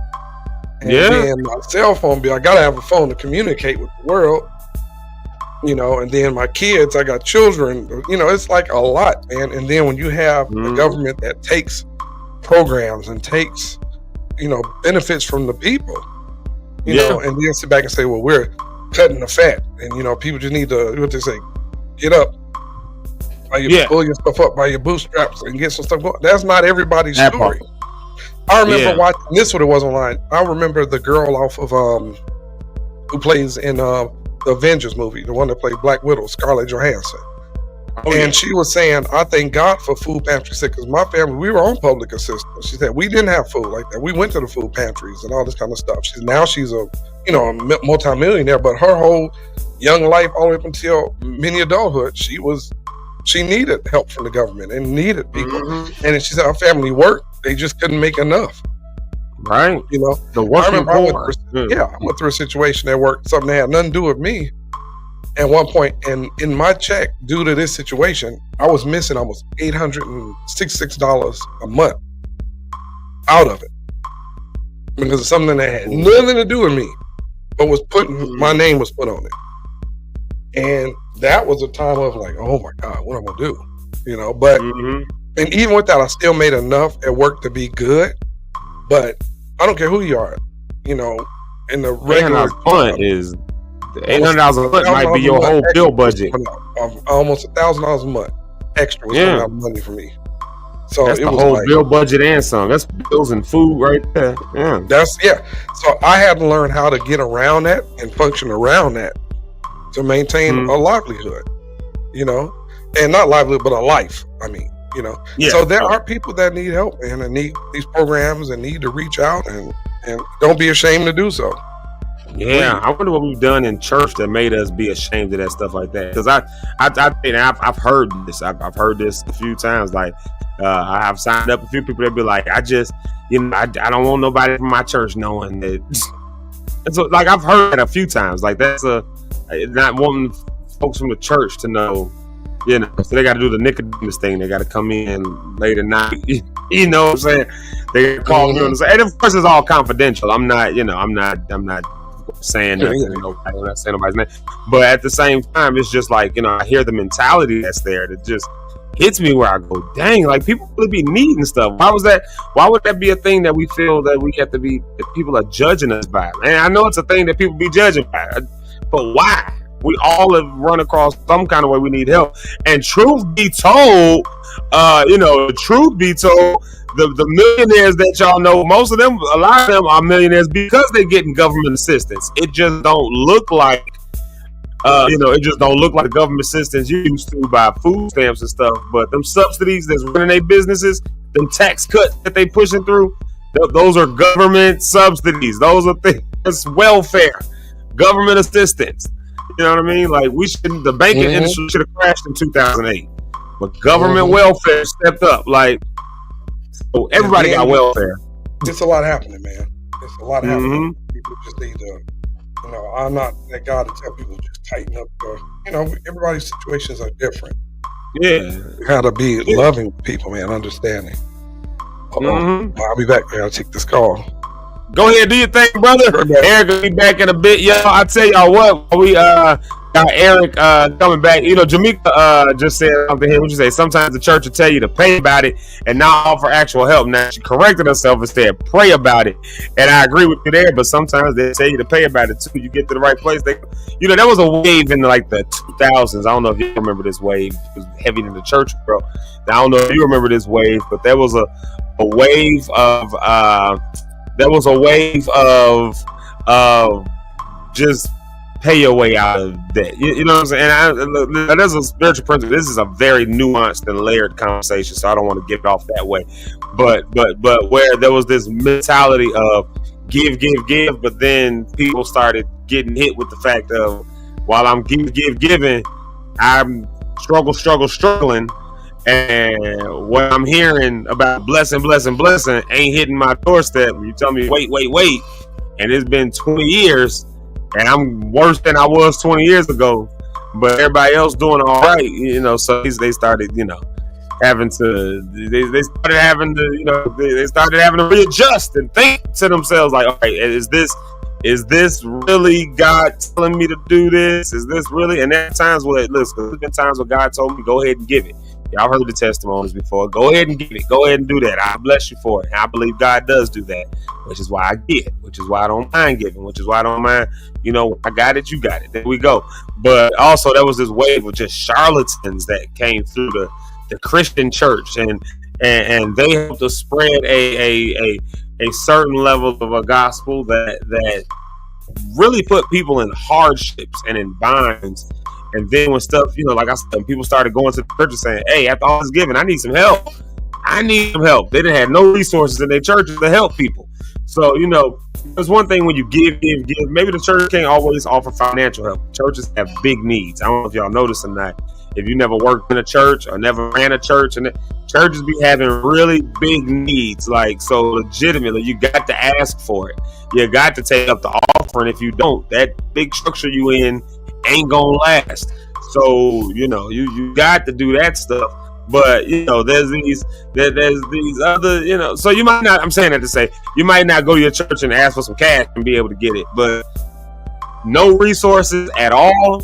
Like, you need food, for instance, and no food pantry, no emergency storage, no, what I mean? No food pantry, no emergency storage, no soup kitchen, no chicken dinners that folks will sell, just nothing, not a single resource. Just take, but don't have nothing else to offer. Like, no, there's a community. So you're giving into something, you know what I mean? You're giving into something, but I challenge folks. If your place ain't got nothing at all to offer, you giving, and all y'all doing is just maintaining for 50 years. And you in the same ring-ding storefront for 50 years, and I'm not knocking nobody who's been in 50 years in the storefront. I'm not knocking. I come from a small church, so I get it. I get it. Resources are hard to come by in some places. I get it. But no resources, like no food pantry, nothing. Don't nobody know a counselor nowhere. You struggle with mental health and don't nobody know a counselor. Just nobody at your church know a counselor. All they got for you is just go to the altar. You might need to, in 2025, you might need to think about another place. Places, we all need it. And so that's what, I don't even know how I just got on that tangent, but because Jamaica said what she said. Yeah. but it's real though. That's real. I tell you, I remember a time like ABC Morgan Park. I think that's Pastor Bill. I think there's either Pastor Bill or I don't know who it is. There's either Pastor Bill or it could be Lady K. Could be the Will. I don't know. It could be anybody. I'm assuming it's Pastor Bill though. That's another comment. Help me, please. Yeah, like church needs help. You got to give to make the church run. But what are we running? Like, what are we running? And churches hit hard times sometimes. You know, they really do. You got to ask for more sometimes. You got to go through all that.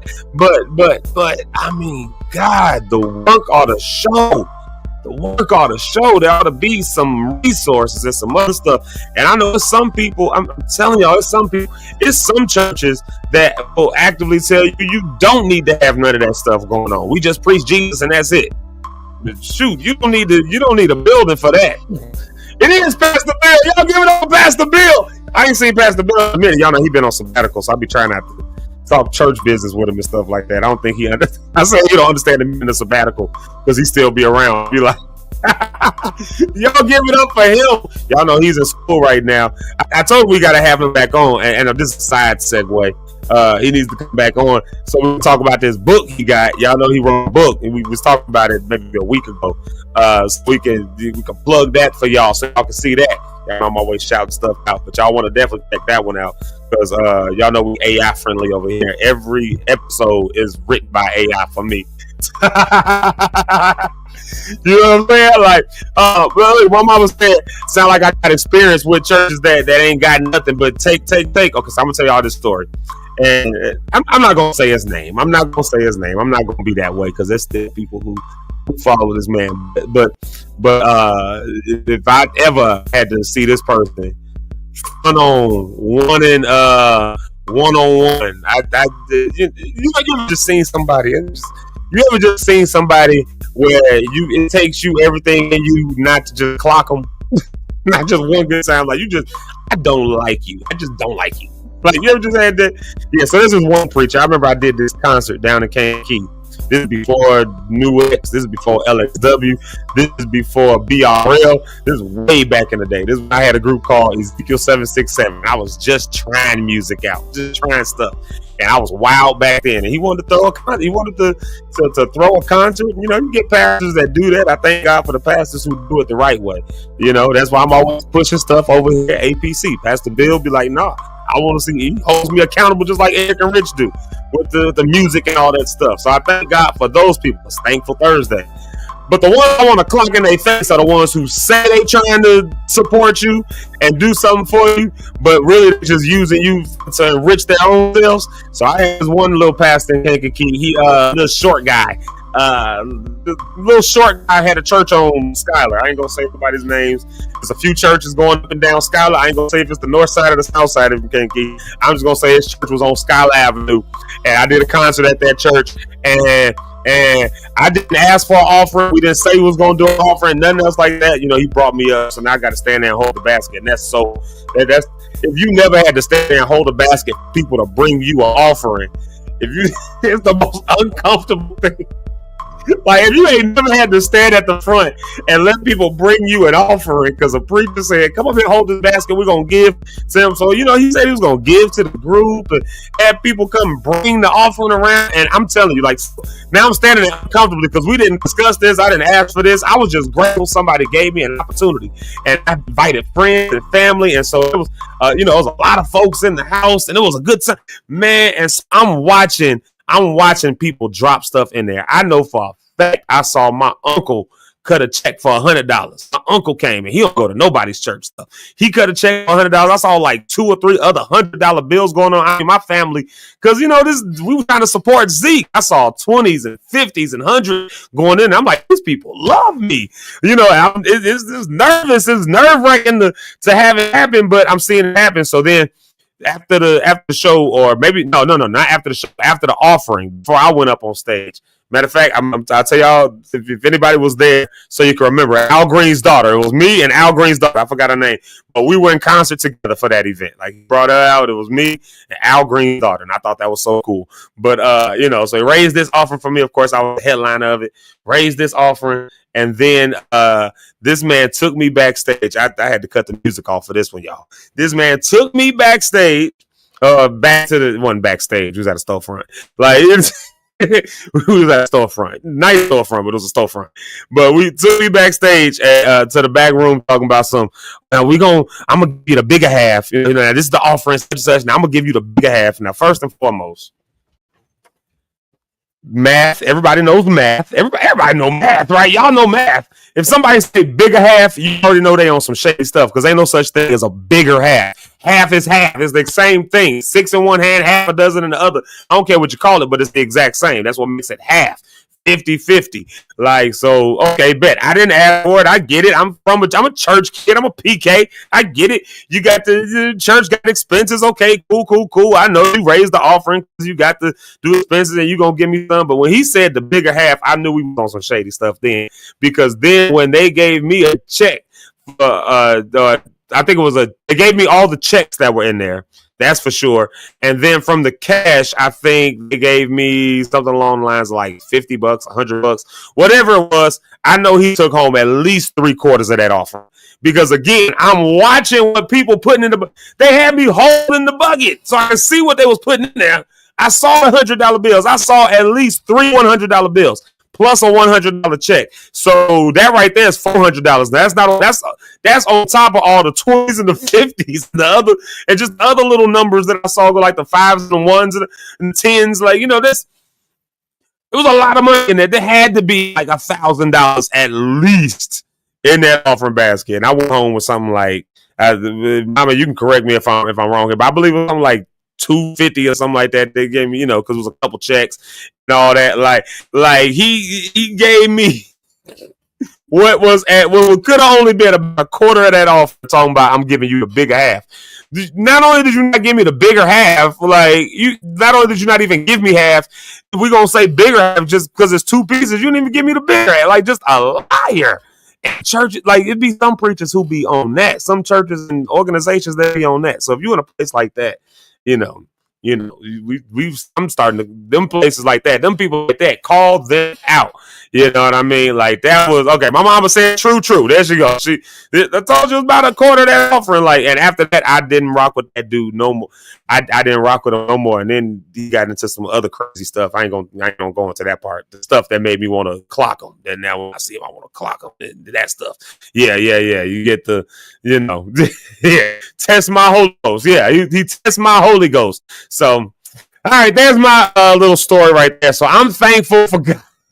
I'm thankful to God I'm thankful to God for not punching a pastor. There we go. Because I come from a household where my dad don't care. I'm saying it was like at least $500 from my family alone went to that offer. I watched my uncle cut a check for $100. Standing, he stood there, wrote the check for $100, put it in the offering. I watched another one of my uncles or cousins or something. No, it was I think Diane or somebody put the $100 bill in the offering. Like, that's $200 right there. There was just 2 people that's $200. Now why do I only take home about that much? Shady people. Some preachers out here. I better watch out for these charlatan preachers. There's some of them out there that have no concern for your soul, no concern for really giving you a word. They only got a concern for getting what's in your pocket. And again, not a single resource site, not a food pantry, not a counselor, not a soup kitchen, not a emergency fund, not even big overhead expenses.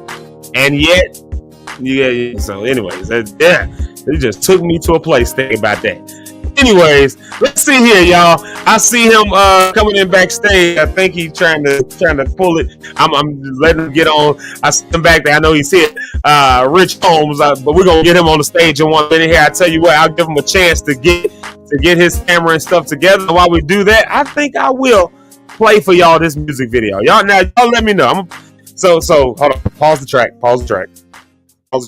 Okay, so I told y'all. Been working on got this music video, right? We submitted it yesterday. It's the groundwork of the music video. It's got some other pieces that are being added to it now, but the groundwork of it. If I play this, I might have to take it back down. Okay, I might have to take this episode down if I play this one. But yeah. If I play it, y'all not gonna judge me, right? I'm not gonna judge. Like, I'm like Erykah Badu. I'm sensitive about my You know, it's my art. I'm an artist. I'm sensitive about my stuff, man. You know. So there you have it right there. I'm gonna play that, I think. But I'm gonna wait till Rich gets. I was gonna wait till Rich and Eric are both here. But I don't know. Maybe that's the Lord telling me not to play it. But you know, I would love for y'all to just tell me what y'all think about it. You know. See, look, there you go right there. Hold on, wait a second. Where's it right there? Told people, hold me accountable. Go pass the bill. Get the record out. I got 4 people in my ear telling me get the record out, and that's exactly what we're doing. And that's what this music video is, showing y'all that we've been working on some stuff, and some stuff is coming out. So I might play that. I'm gonna play it, but I'm gonna wait for Rich to get here. So until Rich gets here, then I'm just play this other music song and take a quick coffee break right here because I got to tinkle. So y'all gotta go and pay the. Well, I ain't gotta pay the bills. I gotta pay the bathroom. I'm busy. So I tell you what, we'll play this quick music break. Y'all make sure y'all locked in. I tell y'all what, if I play this music video, y'all can't judge me. But for right now, let's play this music video from a friend of ours, the one and only Merv Hammond with Broken Vessel Music, featuring Rob Redeemed. Y'all know I like this. This is the official music video for I'll Be Okay. So y'all go ahead and check that out. Why we okay? Because it's Thankful Thursday. We being grateful. We being thankful. So, you know, it's a way to show your thankfulness and your gratitude, your gratefulness, saying that you'll be okay. If it ain't okay, say it's okay. Merv Hammond music for I'll Be Okay. Be right back. Peace. You're a child of the King, and his love is supreme. Say new days and illusion nights. You were more than just a spy. It cannot be described how you feel with pride when you choose to walk at his side and under his care you want to reside. I know. Sometimes this life will go after your smile. Try to pull that away from you. Oh, but don't allow the pressure to make you forget who you are. Beloved, be encouraged. Beloved, we got a promise from heaven, so we're alright. We're okay. We're alright. We're okay. There is nothing that can keep us from the life that we have in Jesus. So we're alright. We're okay. We're alright. We'll be okay. Be encouraged. You alright? You okay? My lupus is acting up. I'll be alright. I'll be okay. I'm standing on your promises, you haven't told me yet. You're not a man that you should lie, so I never fret. I'm so encouraged, you gave me courage, you comfort me. With the still small voice, you said you never leave. From that moment on, I knew everything was okay. Cause you conquered everything, even death in the grave. Now who am I that you should love me and have my praise? When it comes to your ways, Lord, I'm so amazed. You remain the same, yet daily you're brand new. When I think about it, nothing compares to you. Now gold, diamonds, and pearls, Lord, I adore you. The Prince of Peace, remove the thief from his temple. You're the Lord and King of kings upon the throne. I give you glory and glory is God and God alone. Your love is unconditional. I gotta let the world know nothing can separate us, no matter where I go. Beloved, we got a promise from heaven, so we're alright. We're okay. We're alright. We're okay. There is nothing that can keep us from the life that we have in Jesus. So we're alright. We're okay. We're alright. We'll be okay. Be encouraged, beloved. We got a promise from heaven, so we're alright. We're okay. We're alright. We're okay. There is nothing that can keep us from the life that we have in Jesus. So we're alright. We're okay. We're alright. We'll be okay. There are times when I forget this and I give in to pressure and I make mistakes. Tell me, what should I do? Sometimes it's a relapse. If you relapse, gotta retrack. If you retrack it, lead back to the King. That'll bring peace back. With peace back, you can think right. When you think right, you can see light. With the right faith, then your life's tight. Your Christ walk will be alright. Alright.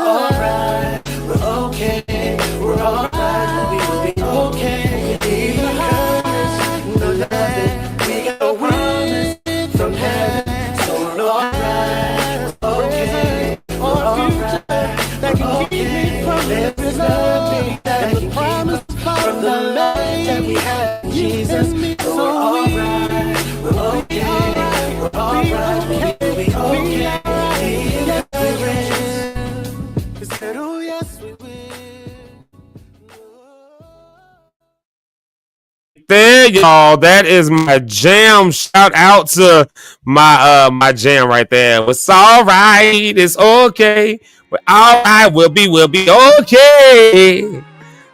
Shout out to Merv Hammond. Mervin Hammond is just a good, genuine brother, man. I met that dude back in 2020, I believe it was. 2021. It had to be 2021. Yeah, that was 2021 in Rockford. He was at an event all the way, which is why I thought he was from Rockford. I didn't realize he was from St. Louis, but he was all the way up there. That was the same day you met Fred. That was the same day you had that you were talking about when you met him. And so ever since then, we just been kind of locked and all that. And he's just been a good dude, man. Just a good guy. Just a nice guy. I just love just nice people. So shout out to Mervin Hammond. Y'all support his music, all that good stuff. Y'all do me a favor real quick. Welcome my brother, my homie for more years than we could probably believe. When I met this man, I wasn't even as old as long as I've known him now. That's the crazy part. We weren't even as old as long as we've known each other now. In other words, I've known him for like 21 years, and I met him when I was 19. I'm literally known him longer than the age I was when I met him. So y'all give it up for the one and only Pastor Rich Holmes. Woo! Woo! What's up? You muted. You got your thing. Right. There you go. Hey, oh yeah, there it is. We got you. We good. Going way, yes, way, sir. Way.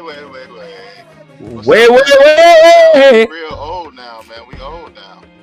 I know, it's crazy. Like when I just thought about that, even as I was just saying it, just dawned on me, and I was like, oh my God, I've known you longer than the age we were when we met. It was just crazy. It's crazy. That is crazy. Yeah, it's amazing. God is a keeper. He's a keeper. Oh. Jesus is my Frigidaire, huh? Preserving me. Preserving me. Hallelujah. He's preserving me. Oh, yeah. Yeah. Turn off that hippity hop. Let me turn off that hippity hop for the people. They're not used to the old stuff. No, we got to take it back sometime. Oh, Jesus is a Frigidaire. Oh, Lord. Hey, preserving me. Jesus is my Frigidaire. He preserving me. Oh, Lord. Jesus is my Frigidaire. He's preserving me. I don't know about that in Zeke Live in the morning. Come on now, that's it. That get you hype in the morning, huh? That gets you hype in the morning. It make you say stuff like, "This is the day that the Lord has made." Yeah. That when you think of stuff like that. I'm blessed and highly flavored. I mean, not flavored, favored. My God. Whoa, wait a minute. Whoa, wait a minute. Oh, wait a minute. My bad. I changed it. You heard me say favored. My God. Sometimes one flavors come out, Baskin Robbins. You know what I'm saying? I'm trying to eat healthy. Sometimes things just, happens. Those sound like church pickup lines. You tell a young lady, "Oh, look at you, girl. You just looking blessed and highly flavored." This you just looking blessed and highly flavored. In Jesus' name, of course. In Jesus' name. Here's my one right here. Hey, girl, I've been interceding for you. I've been interceding for you all week long, girl. Whoa. That's it. That'll get them right there. That get them hot. Come on, somebody. Not the prayer for the prayer as a pickup line is wild. Like, girl, I've been interceding for you. Yes, come on, talk about it. Zeke. Talk to her. That's like one step away from somebody walking up saying, "God told me you're gonna be my wife." That. Or somebody that I don't know. That is tough. That's a tough one. Did you get that one? Have I ever had that before? I'm trying to think. I ever had that. I don't think I had nobody directly say it. I think I had a few people who thought it, but I don't think I think I heard a few prophets maybe prophesy that, this one is gonna be your life, and like, pretty sure not. I was watching the service online, and it got real tough. It got real heavy and spiritual. People were shouting all over the place. They were screaming and hollering and thanking God, really thankful. And the prophet got up there and was talking. Did you see this? You probably saw this too. And he was prophesying to a woman. She was the camera woman. And she prophesied to her. And then there was a man on stage. And he prophesied to the woman and said, "That's your husband. You need to put that camera down and go embrace him right now. That's your husband." The man said, "Oh, man, this is great. Here's the problem. I already got a wife. I'm already married." So And I'm talking about it was high. And God is doing it for you. Oh, wait a minute. I hear the Lord saying right now, that is your husband right now. Church went crazy. And the man was like, I'm already married. Like, I got a wife, a ring.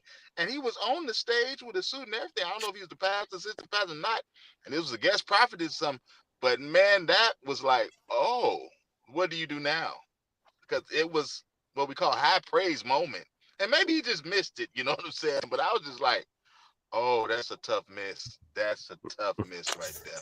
And then you wonder how people, what they say about the church at points and times in life. But that was just interesting to me. That, yeah. So when you had said that, that's what brought that up from. I was like, oh, he already married. That's tough. I'm one of them ones. My mama used to tell me, don't you accept nothing from nobody if it don't sound like something that you know God done told you. If somebody prophesies something over you and you know that don't line up with nothing, don't you stand there and talk about amen, because that's the first thing they make you do. If you come from charismatic movements, y'all, and some of y'all come from, I know, more liturgical churches or from more conservative places, you don't get prophets that's coming up doing all that. Hey, y'all, Shabbat, they're hitting you in the hands with, pressing you in the stomach. Oh God, you ain't never had that. You ain't never had one of them. The sumo child. Y'all ain't had that. My God, I felt that right there. Some of y'all ain't never been in those kind of church services. I know, I get it. So let me tell you what happens in some of those church services. There'll be a prophet or something that'll come along and they get real excited and they start hitting you in the stomach. They do that thing where you hit you right here. Oh God, and he's gonna bless you. And they start pushing you back and you start, some of y'all ain't never been in them kind of services, the ones that knock you over and all that. So, of course, you in a high praise moment. It's very emotional. It's very charged in the room. And then what ends up happening is you start saying amen to a whole bunch of stuff. Like you be amen to everything they saying to you. My mama said, you better listen to what they saying. Don't you stand there. Don't stand there just with a whole bunch of hallelujah that you doing all that. You ain't hearing what they actually saying to you. You just caught up in the moment because they telling you something like, that's your husband right there. Meanwhile, now you stalking this man, sending him love notes and stuff, and his wife about to put a gun in your head. I don't advocate for violence, but I'm just saying that's one of the ways violence happens. Here's the funny thing, though. Not funny, but this was interesting to me. After he makes the statement and the man says, I'm already married, I have a wife, she's right over there. The prophet continues to say, it's okay, go with God and follow me. Listen to what I'm saying. Go over there and hold her hand. And the man is like, what do I do? And the woman is like uncomfortable, but she's crying because she's praying to God for her husband. And it's like, it's okay. And I'm like, this ain't right. I don't know what we doing here right now, church. I don't know what's happening here. And so, but that was interesting. He went and held her hand and they cut the camera off. So I don't know what happened after that. No! Like I went back to the street like, it's not here. So I'm sure somebody gonna chop it up and put it on Instagram somewhere soon. But it's good out. I was like, oh man, I want to know what happened. I really want to know what happened right here. I want to know what happened after the fact when he went over there and held her hand. Like what that conversation looked like with his wife. I want to know that part. I need a podcast for that. Like I need to hear a podcast somewhere about that moment. Oh, we can see if we can find him and get them on Zeke Live in the morning to tell. Like, so what did y'all talk about after you and your wife? What did y'all talk about after this? Yeah. That'd be real dope. But yeah, that was interesting. I was like, oh man. I know what you do in that moment. I'm the kind that I will say no. Because, a lot of those moments where after they get done doing all that, see, I'm the kind that I'm going to listen. I'm not like, oh, God, I'm not, that's not my move. I'm listening to what you actually said. So when they don't get the response they look for, which is the slain and Holy Ghost response and all that stuff, when they don't get that response, then they got to ask you a follow-up question. That sound like, if they ask a question. If they bold enough to answer the question, I'm bold enough to answer. There have been times in the moment right there in the service, because they always got the mic right there. They probably in the mic. So they got, does it sound like something the Lord is telling you? Nah, I don't see that one. I've done that a few times. Like a few times. Oh, that don't sound like nothing that even look like my life. That don't even sound interesting. That don't even sound that don't even sound like me. Like I don't know who who you thought you was calling up here, but I just, I don't. Would you pointing at me for real, or would you pointing at the person next to me that I just got up wrong? I mean, because this ain't right. Yeah, so I'm that dude. With people that, and I'm learning about the prophetic and different things like that from the side of being a pastor and different things. I know it's an office in the church and all of those things, a gift. But are there training sessions to be a prophet? Like, is there certain things Yeah. you need to do in order to? I mean, I know you got. Are you practicing it? And so sometimes you may miss it. Sometimes you may not miss it. Like, is it a score? Like, is it a percentage of what makes you like these major prophets and elevated prophet and all of those things? Like, what constitutes that? If you know, I don't know. I'm still again. I don't really know, to be honest with you. It depends on what school you come from, what school of prophecy you come from. I guess there's so many different schools of prophets, if you will, where they where there's so many different ones. I'm not even saying that. I'm not saying that in a joking manner. It is really, huh? Oh, go ahead. No, go ahead. Oh no, I was just saying like there's so many different takes on that, if you will. Like, there's so many different takes. So they have like master prophets, if you will, who train up other prophets and other things like that. So there's some level of training that you need to get, because how do you know you're not just emotionally and it's not just you just running your mouth? How do you know that it's God? How do you know to hear the voice of God? But then of course when something like that happens with that other preacher who said this is your life, that's tough to. You must have some name for yourself, because you're getting calls like called to be the guest. So yeah, so you had to hit some accuracy prophecies in there as well. So I ain't trying to say like one thing should that just knock us down and now he ain't no prophet no more. He ain't anointed. He ain't got the gift. Or is it just like he might have heard something and heard it wrong? I hear things wrong all the time. You know what I mean? Or that's a big one to miss. But I'm just saying, like, I'm trying to get a brother benefit of doubt because he is working in ministry. It's just like, how do you take accountability for that? Do you come back and say, hey, I just missed it. I was wrong. I was in my flesh. Like, what does that look like? The next steps to even bring healing in that situation? If it costs, maybe the wife was real cool. I'm going to say this. So I had an uncle in real time, my uncle, the Bishop, Aaron Holmes, you know what I'm saying? RIP, love you forever, sir. It was on the Great West Side, and he had a woman in mid-service. And she was doing her thing. She came up to him and told her, you know what? You are my husband. God said, you are my husband. And my uncle, being a jokester and great man of God that he is, he's just like, oh, amen. Oh, yes, I can. Okay, great. I receive. Okay, you got it. I love that. Okay. Here's one thing. If you can do that, and I believe you are a true woman of God and that you hear from God, is the only thing you got to do. You see that other woman over there? You got to let her know. That's my wife already. You got to let her know that God told you you're my wife. And if she says yes and agree, you got everything. Let's go. We're going to go ahead and get married tomorrow. That's how he played it off. So that's another perspective to it, you know what I'm saying? Yeah. I like that. See, I like that. What I can't get with is the guy who doubled down. Like, he doubled down. You know what I mean? Like, in the moment. I've seen humility in actual real time. Like, I tell the story about my dad. Like, my dad is, I ain't gonna say he hot-headed, but sometimes he hot-headed. Like, so I've seen him almost like beat somebody up before church. And just to be clear, my dad got hands. Yeah, my dad got them hands for real. Like, so just to be clear, I've seen my dad beat people up several occasions. Like his things was talking. Right.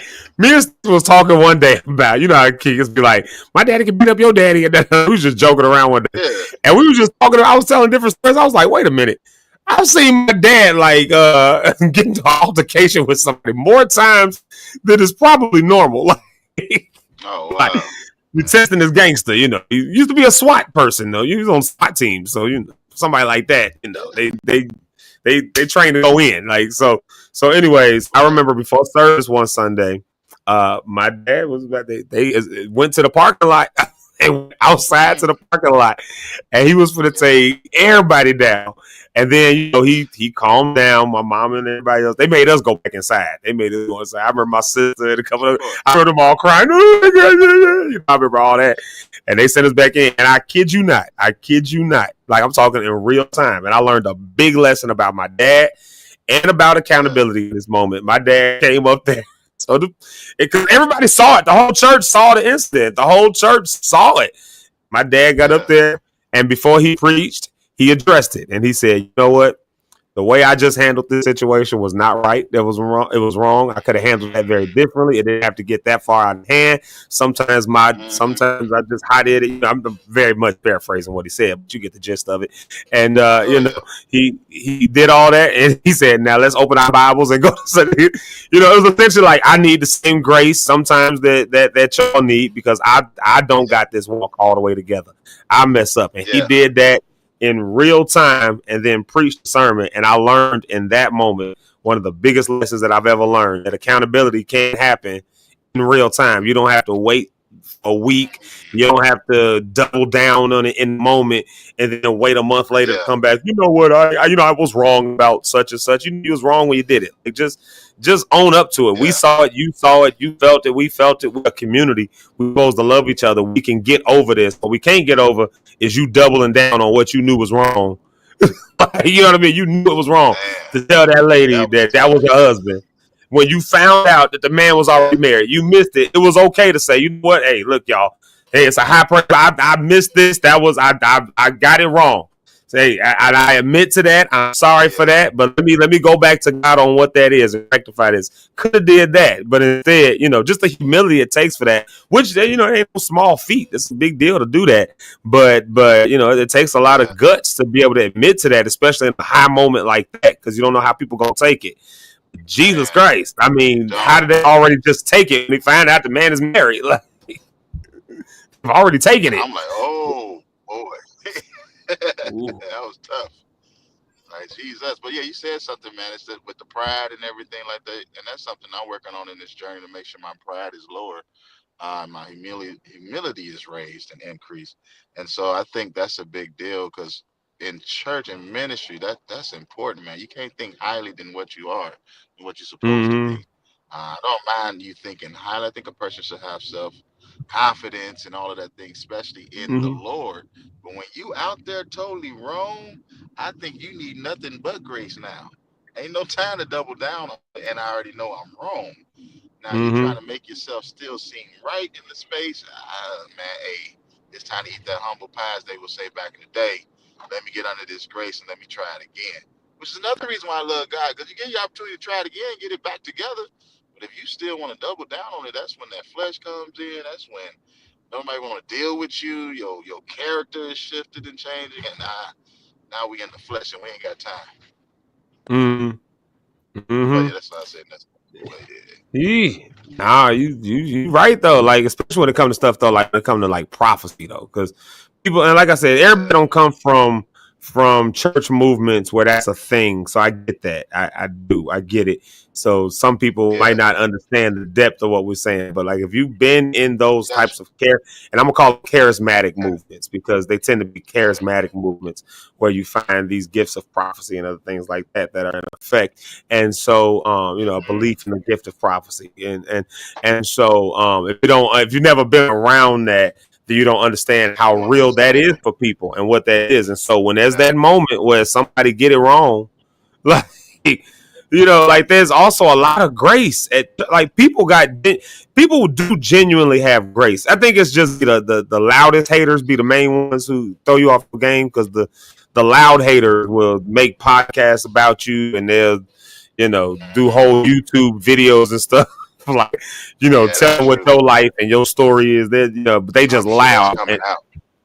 Yeah, I'm sure that's gonna get out there. Yeah, you're right. Yeah.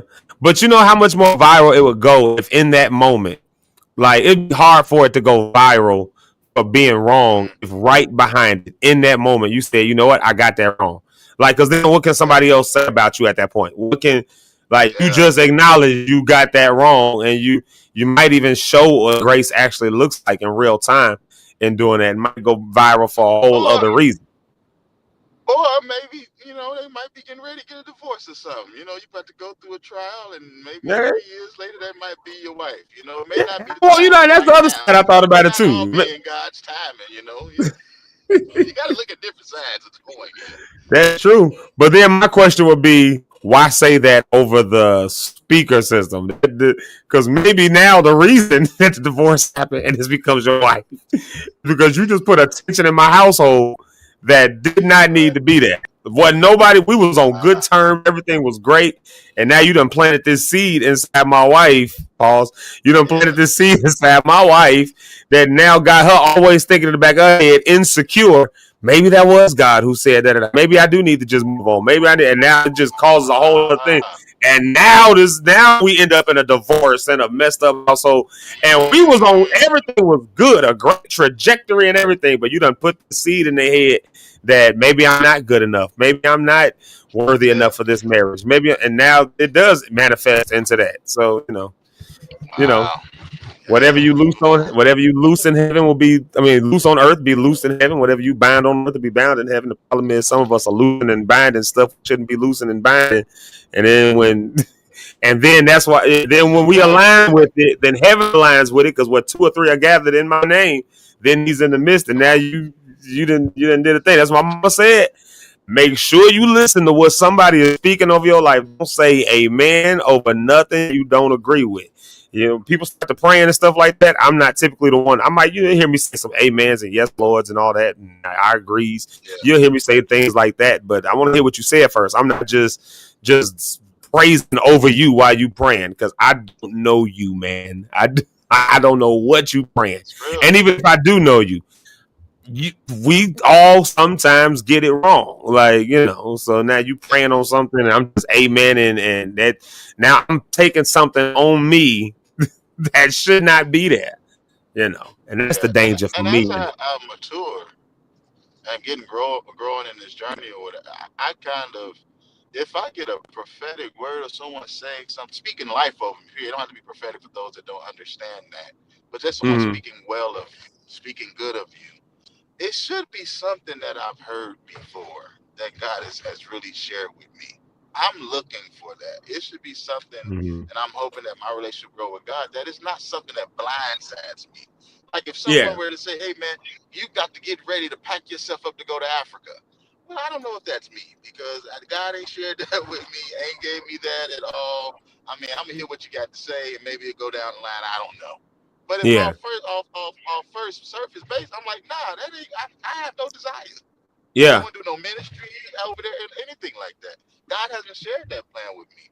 But I love to connect with other people that do. Maybe that's what He meant. I don't know. So it's just as I'm learning and journey, just when God should be revealing those things, and I'm happy, hoping, and expecting that He does, so that I'm not blindsided when I get a word of encouragement or a word of prophecy or a word from the Lord from other people. So I'm encouraged others to, tune in again with their relationship. He can reveal those things to you as well. It should be something that He said to you, at least. That's kind of how I look at it. No, that's true. Because here's the other side of that, though. For me, I think that sometimes prophets do open up like something inside you that maybe you never thought of it before. But at that point, like I like what you said, though, because at that point it becomes, let me take that back to the drawing board. Let me go and wrestle with that for a minute. Let me go and wrestle with that. Everybody want to celebrate Israel, but not too many people trying to do the wrestling part of that. Like let us not forget that the name Israel was given because Jacob, which was his name, his Americanized version was a Jacob or something like that. But so Jacob was his name. His name was changed to Israel because he wrestled with God. There's a lot of people who won't go back and wrestle with God and just wrestle with something that may have been given, wrestle with the word that was given. So say a prophet, using your example, came up to you like, hey man, you're going to be in Africa speaking, like they may even understand, like, you know what, you're going to see this right now. You ain't going to get it right now, but go back and pray about it. Go back. To me, that's good, right? Somebody says like, okay, go back and pray about that. Go back and, but when they just say, no, that is what it is, you just gonna take it, that I start getting my spidey senses start going up just a little bit. Because I done seen too many people, too many preachers and quote unquote prophets use that kind of language and that kind of stuff to build up essentially cults or to build up people to a point where they get what they want out of them. So now their lives end up being completely derailed. I mean, I hear stories of folks, and maybe one day I'll have some of those folks on here. I mean, I won't say his name, but he talks about it. But I don't know if he talk about it on this platform. But when he was pastoring, he was definitely talking about it. Pastor I used to work alongside was in I call it a cult. They was in a cult, like for all the years. It was like the first family in there, and he talks about all the opportunities that he missed. It was a church, very popular church in Chicago, matter of fact, very popular. They had radio, TV, all that stuff like that, and they culted it out though. Like, and so he would, he talked about the opportunities that he missed, not finishing college when he should have, not taking a travel, the study abroad, that the opportunities for that he had, not playing sports when he was good at it and could have got scholarships with it, not doing none of that stuff. Like, because the word of the Lord to him was, you need to be at church on Sunday. They held that strong. And it took him till he was in his 40s, like my age now, to his early 40s before getting out of that and realizing how much life I missed, how many regrets I have for being in that. And here's the one thing you can't get back: your time. You just can't get it back. I mourn the time that I lost being depressed and anxious and all that stuff like that. But I'm not enough to stay down. But Jesus, I mean, there's some opportunities you just won't get back. That study abroad while being in college ain't coming back to a 42-year-old with 3 kids and a job. Like, it's not coming back. Like, so that's just something you got to grieve it now. You know what I mean? Like, but you had that opportunity, but somebody was in your ear telling you the Lord said no. Like, you just taking it. No, you got to wrestle with God on that stuff. Everybody will say they part of Israel, but Israel wrestled with God, which is why it became Israel. Yeah. Wow. So, yeah. Don't talk about it, Zeke. Yeah, people scared to wrestle with God. They just take the first word they hear. So if you in one of those charismatic movements where they do that, I would encourage you to, to listen to what me and Pastor Rich are talking about right here, because we've seen this in real life. People's lives get messed up. Listen to somebody speak something over them, and they accept it over their lives, and that's not going to work out well for you. So I don't know. There's another soapbox spiel. Y'all been getting a lot of soapbox spiels from me. Speaking of which, and I think I'm gonna do this, Doc. I think so. So I asked Eric. I got his opinion on it. You tell me what you think, and then I'm gonna acknowledge this. I'm gonna acknowledge this because I'm about to, anyways. The chat PKT symbol that you got. Preach Kids Talk. Chat PKT. Tell people about that real quick, Doc. I think we lost Doc.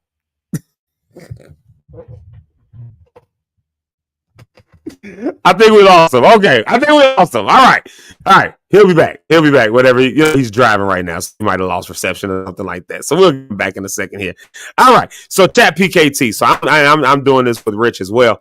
This thing called Chat PKT. They're releasing it. It's coming on View E Network, which is the network that Rich and them over at Mornin View Word is starting. So that's what they call it, View E Network. And they got some real cool stuff. I talked to Jamaica the other day, and I'm gonna have her on to talk about what she's doing with it, with the View E Network. She's got an animated series that's coming out. So really cool stuff, man. People are dropping some really cool stuff out here. So I'm trying to decide if I'm gonna play this to close it out. But Rich and them ain't here, so I don't know. Maybe I shouldn't this morning. Maybe I shouldn't.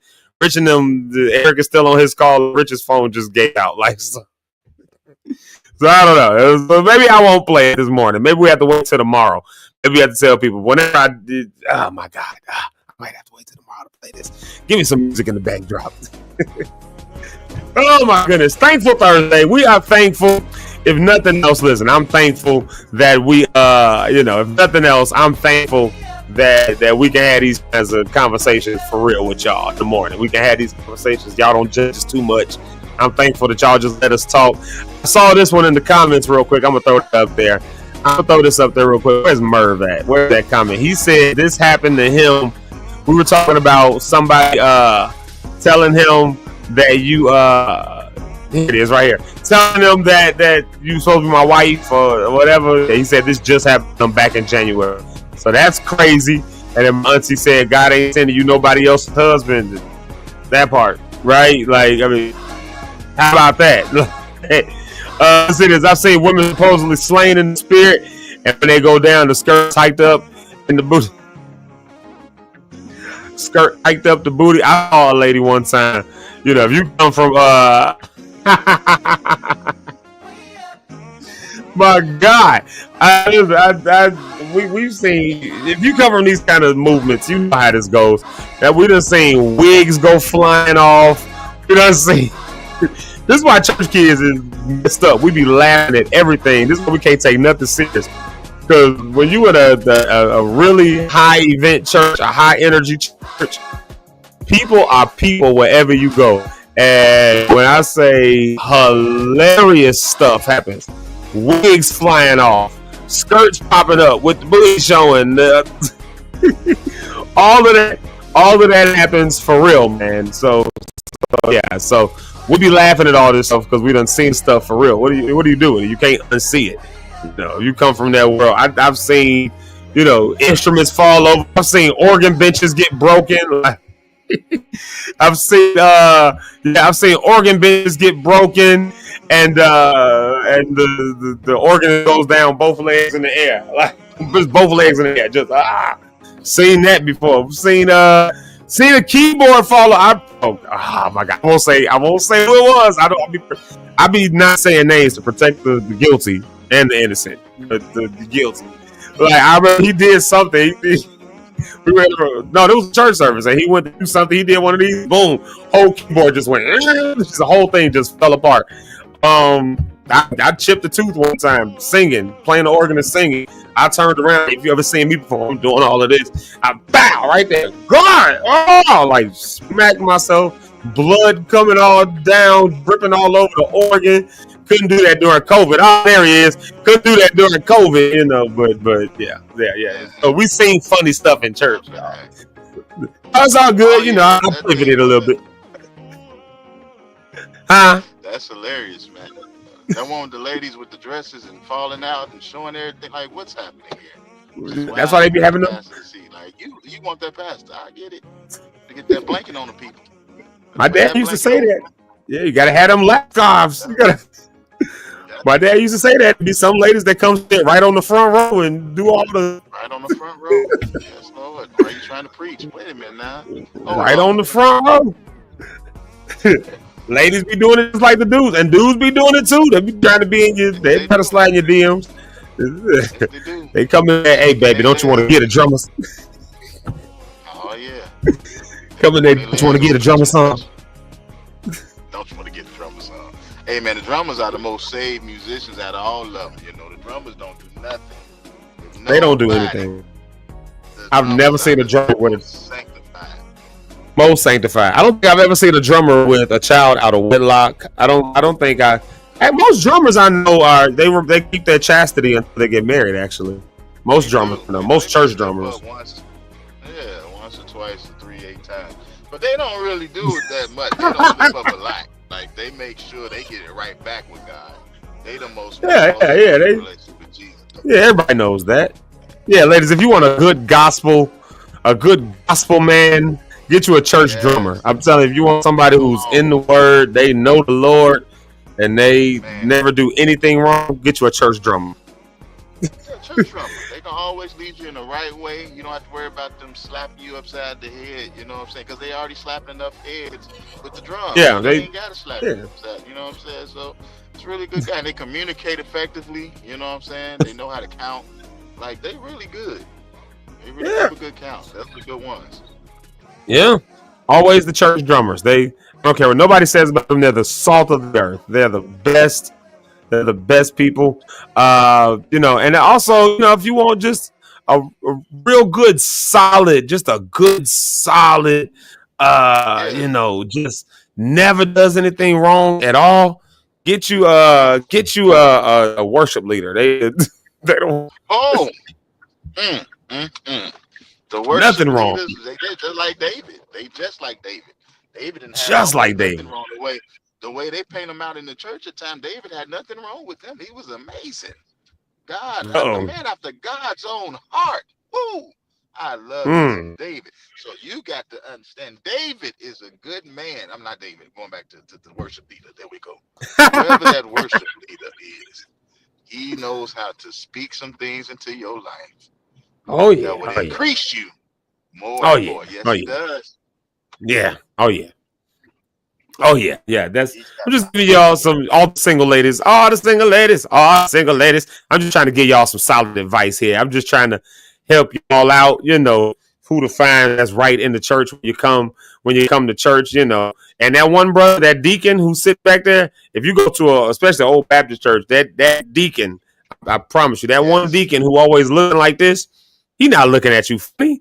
He's just trying to make sure you're safe, secure. He's just making sure That's all. you all right. When he asks you, "Hey, baby, you all right?" He just want to know for real, are you all right? That's all he wants to know. Are you all right? You That's know. all he want to know. If he need to walk you to your car, he just want to make sure you're safe out here. There's so many things that can happen from you walking from the church house into your car, and he just want to make Exactly. sure you are okay. All right. Right. And when he's asking, can he come over to your house? He's not asking for no nefarious reasons. He's asking because he wants to make sure your house is fine. You a single lady. He want to make sure that your home is safe. So he want to come on over there. It's the middle of the night. You're there by yourself. You're lonely. Nice. There could robbers are out. So he wants to come in the middle of the night to make sure that you're okay. That's all. That's all. Salt of the earth. That's all he doing. Because sometimes at nighttime, you might need your car fixed. The refrigerator may go out. You never know what can happen. A light bulb might need to be fixed. Right Spider around might be on the ceiling. Like spider might be on the ceiling right around 11, 12 o'clock because it can't be too late for Deacon, because he got to get up and pray in the morning. He lead the prayer what? service in the morning. Yeah. So he just And he want got to to get know back to what's his going on wife. Yeah. And he got to get back to his wife even a decent hour. He can't just be at your house all night fixing your stuff. He got to get back home to his wife. He got to get back home to his wife and make sure she's doing good and the house is good there because he's a good man. That deacon don't Good want man. nothing else from you, okay? He just want to make sure you okay. And he gonna go tell his I don't know. He may not tell his wife no what he's doing in the testimonial service. This is his own personal, thing he has with the Lord. Okay, you got to work with him. He ain't trying to do nothing. Even Yeah, if we he is just there, not there. He's just making sure you all right. yeah, Be a good we example just for the kids. that's all we doing. That's all we doing. That is all we doing, y'all. We just trying to help y'all understand that these people are the salt of the earth. And that's all we want you to Yes, know. That's all we want you to know. that's it. Uh The Rich, deacon, let me ask you this humble. question real quick because we at the 10 o'clock hour. Sure. Uh Yes. should I play a little piece of this little clip of this video to show the people what we working on? I teased them Sure. Why earlier, not? but I said I would ask my managers first. Before. Sure. That sounds good. Have a little fun with it. Okay. Do the people want the Okay. song?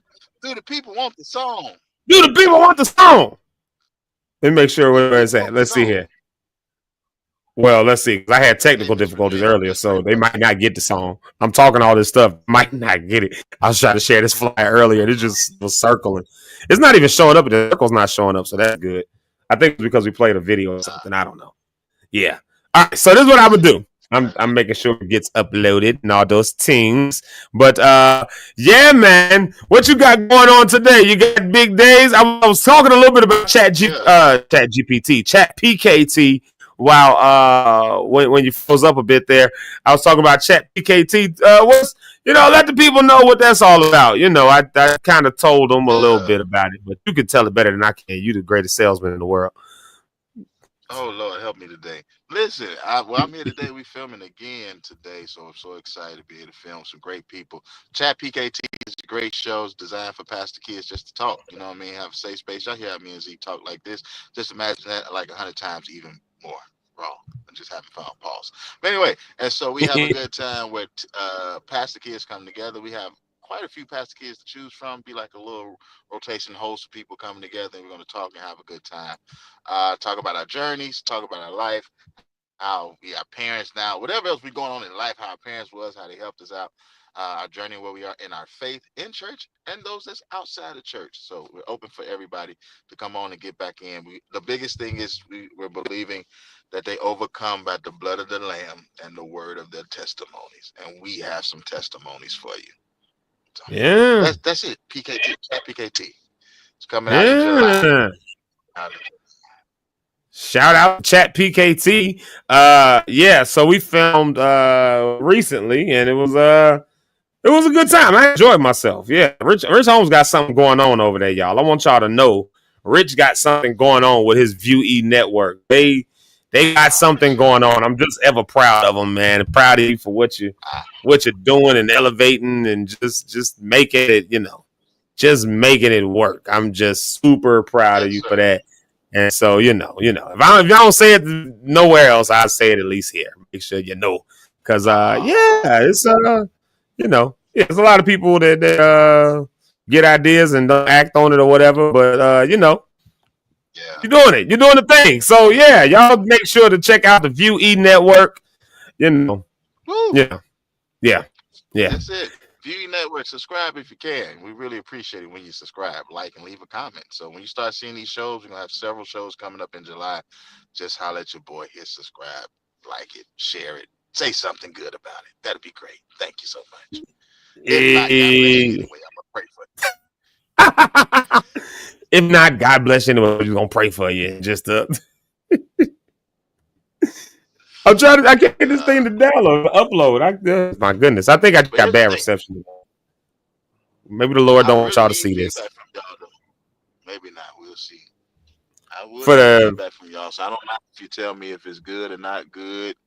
All feedback is good feedback for us. So, especially with network, they need to see it.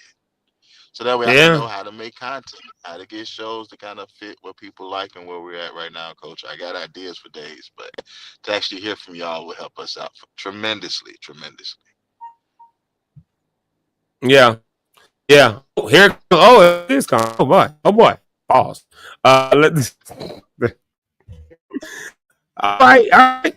So yeah, shout out to Rick Holmes, y'all. I'm giving that shout out because, like I said, man, it's dope to just see it and to see all the work that was put into it with the cameras and the lights and the studio setup and just, man, y'all doing it well. And so just had to give a shout out to that. All right, y'all. This is what we're gonna do. I had to make it. I had to upload it to the computer because apparently I couldn't play it from where it's at. It's from the photos. All right, Rich. So this is what I'm doing, man. I'm going to play a little piece of this. All right, y'all. So y'all getting the after set piece. I'm already at the office and I got to get downstairs in a minute. I got somebody coming in. But this is what I'm gonna do. I was trying to wait for Eric to get back too, but I know he's busy. He said he got a busy day today. But I'm gonna play a little piece of this. So we've been talking a lot about and then we're gonna get off of here. We've been talking a lot about being like doing stuff, getting your dreams done, talking about how been talking about how I'm trying to get back up and I've been down and all that stuff like that and just trying to get back up, get back into it. And so, everybody keeps saying get the record done, get this done, get that done. And so I said I'm going to do that. And so we got a music video, had to edit it, had to do all that kind of stuff like that. And so I figured I would share a little piece of that with y'all. Okay, there it goes. Yep, I figured I'd share a little bit of that with y'all. Y'all tell me what you think here. Like I said, this might have to come down as a result of it. So we just being real cool with it. This might have to come down depending on all those different pieces. But y'all get a sneak peek this morning. If you like it, you like it. If you don't, then I'm learning not to care. So I'm saying that jokingly, but also for real. Like I get used to people being in comments saying stuff and all that stuff, because that wear you out. Don't ever read comments, y'all. People don't ever read comments about you. If you look for love, you will find hate. I can tell you that much. I remember being on the road with Jenkins one time. Okay, if this thing stops twirling. I remember being on the road with Jenkins one time, and I remember, you know how I perform. Y'all be all over the stage and all that stuff. And I remember these two ladies were going back and forth in the comments. I just seen the comments because it was like live. It was like Dr. Tara Jenkins. She was like going live. And so I saw that she tagged me in it. So I saw the thing and I saw the comments rolling up the side. And these two ladies was going back and forth about how gay I was. The spirit of God ain't nowhere in me. I heard the Lord saying he must be. They was really like all that. And we talking about speaking of prophecies that's messed up. Yeah, they heard the spirit of the Lord say that I was all that. So I'm learning not to think about the comments. The Lord told them I was this, that, and the other, and wasn't that true. Like, week. So yeah, people will do that. So I'm learning not to care. So for those of y'all who do music and stuff like that, just don't get caught up in the caring. Just don't get caught up in the caring.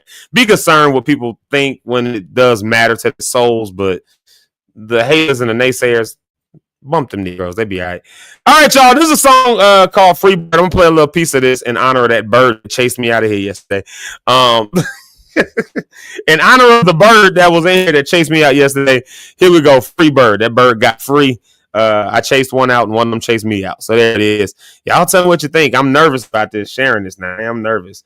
It's not a finished video because there's lyrics being added to it, but it's pretty much finished video, if that makes sense. So, all right, Rich, I'm nervous. Here you go.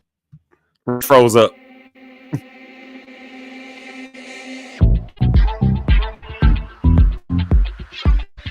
We'll see what the people think, Doc.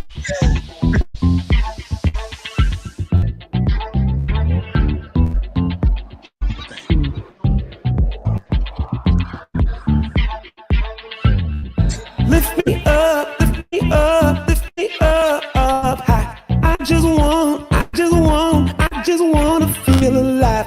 Let me soar like an eagle in the sky. Wanna go higher. Freedom, freedom. I just wanna fly. I was born to fly. I'm so high, I'm a free. You ain't gonna get the whole thing now, y'all. I should have played the one that had the front half of the lyrics on it. Oh. I'm so high, I'm free.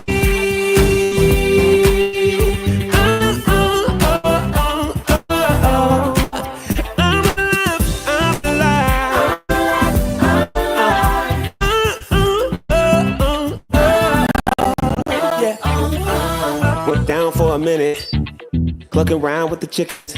Sitting on the ground with the pigeons till I found over. Wow, I'm no with it. And you get lifted from the tone, you risen. And I'm with you in it. So lift me up on high. I just want to be with Christ. Eagle wings to the sky. Going up higher.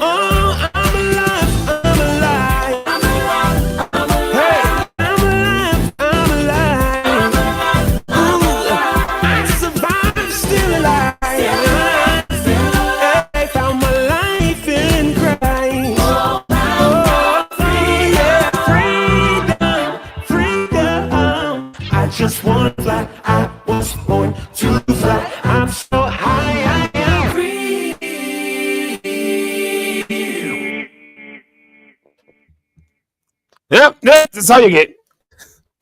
Yeah. So, anyways, we're working on that.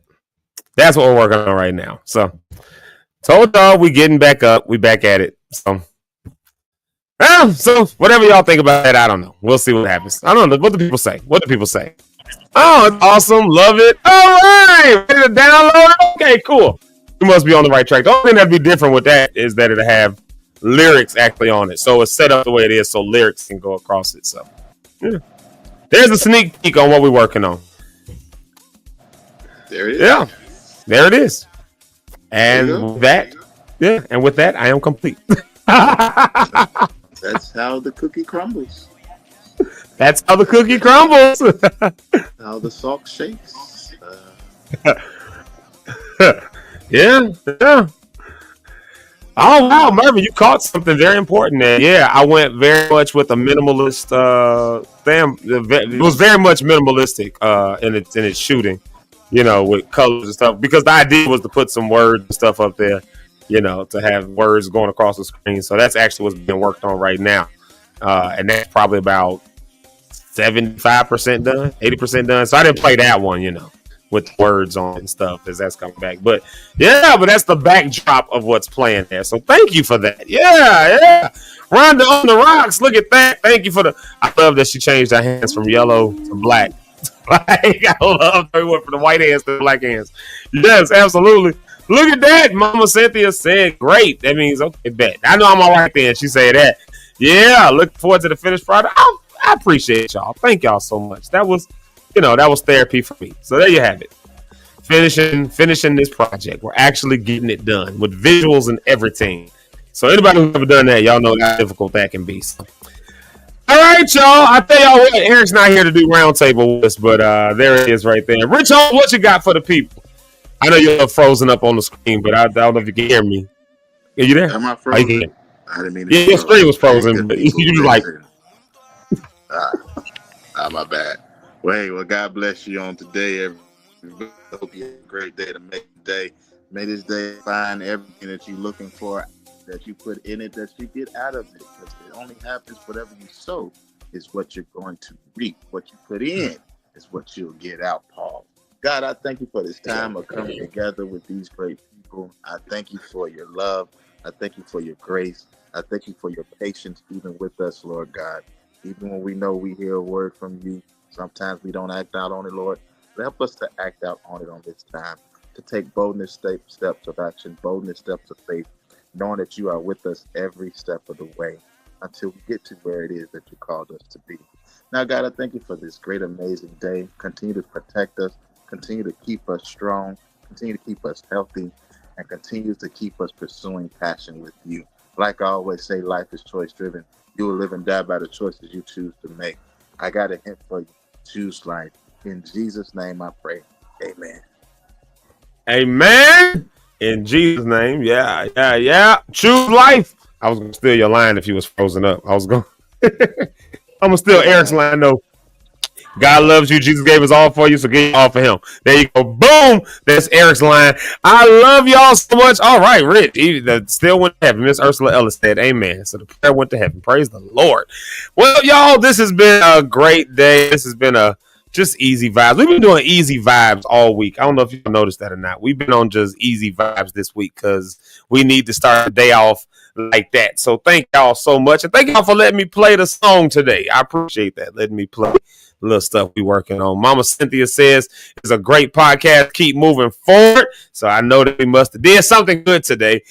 There it is right there. If y'all got anybody in your ear that's telling you that you about to be somebody's wife or somebody's husband and that person's already married, go ahead and find yourself a new church home, and you can come over to APC Morgan Park, 1230. If you're in the Chicago area, you can always come over here and hang out with us. We'll treat you right. And then this Sunday, like I said, I am. Oh, look, Willie God brought me out. He's still here. Praise the Lord.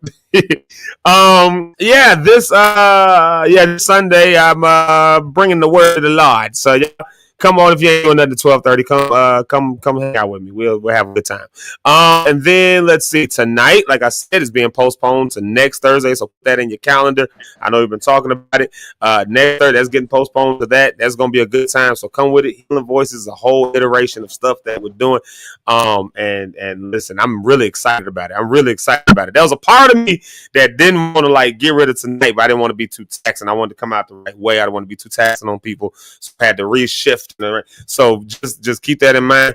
I smell some brownies somewhere as well. So I need to go figure out what that is. I don't know if somebody is in here cooking or not. That might be the kids from the class. I know I smell brownies. I'm about to go see what that's about. Oh man, because something smells delicious. Or maybe the Lord is telling me to eat chocolate. So all that being said, I love y'all. I appreciate y'all. We got one more episode tomorrow of the week, and then we will be back next week. So until then, in the words of Pastor Bill Ellis, I got to steal his line. I'm Bill Ellis. I love everybody. That's his one line.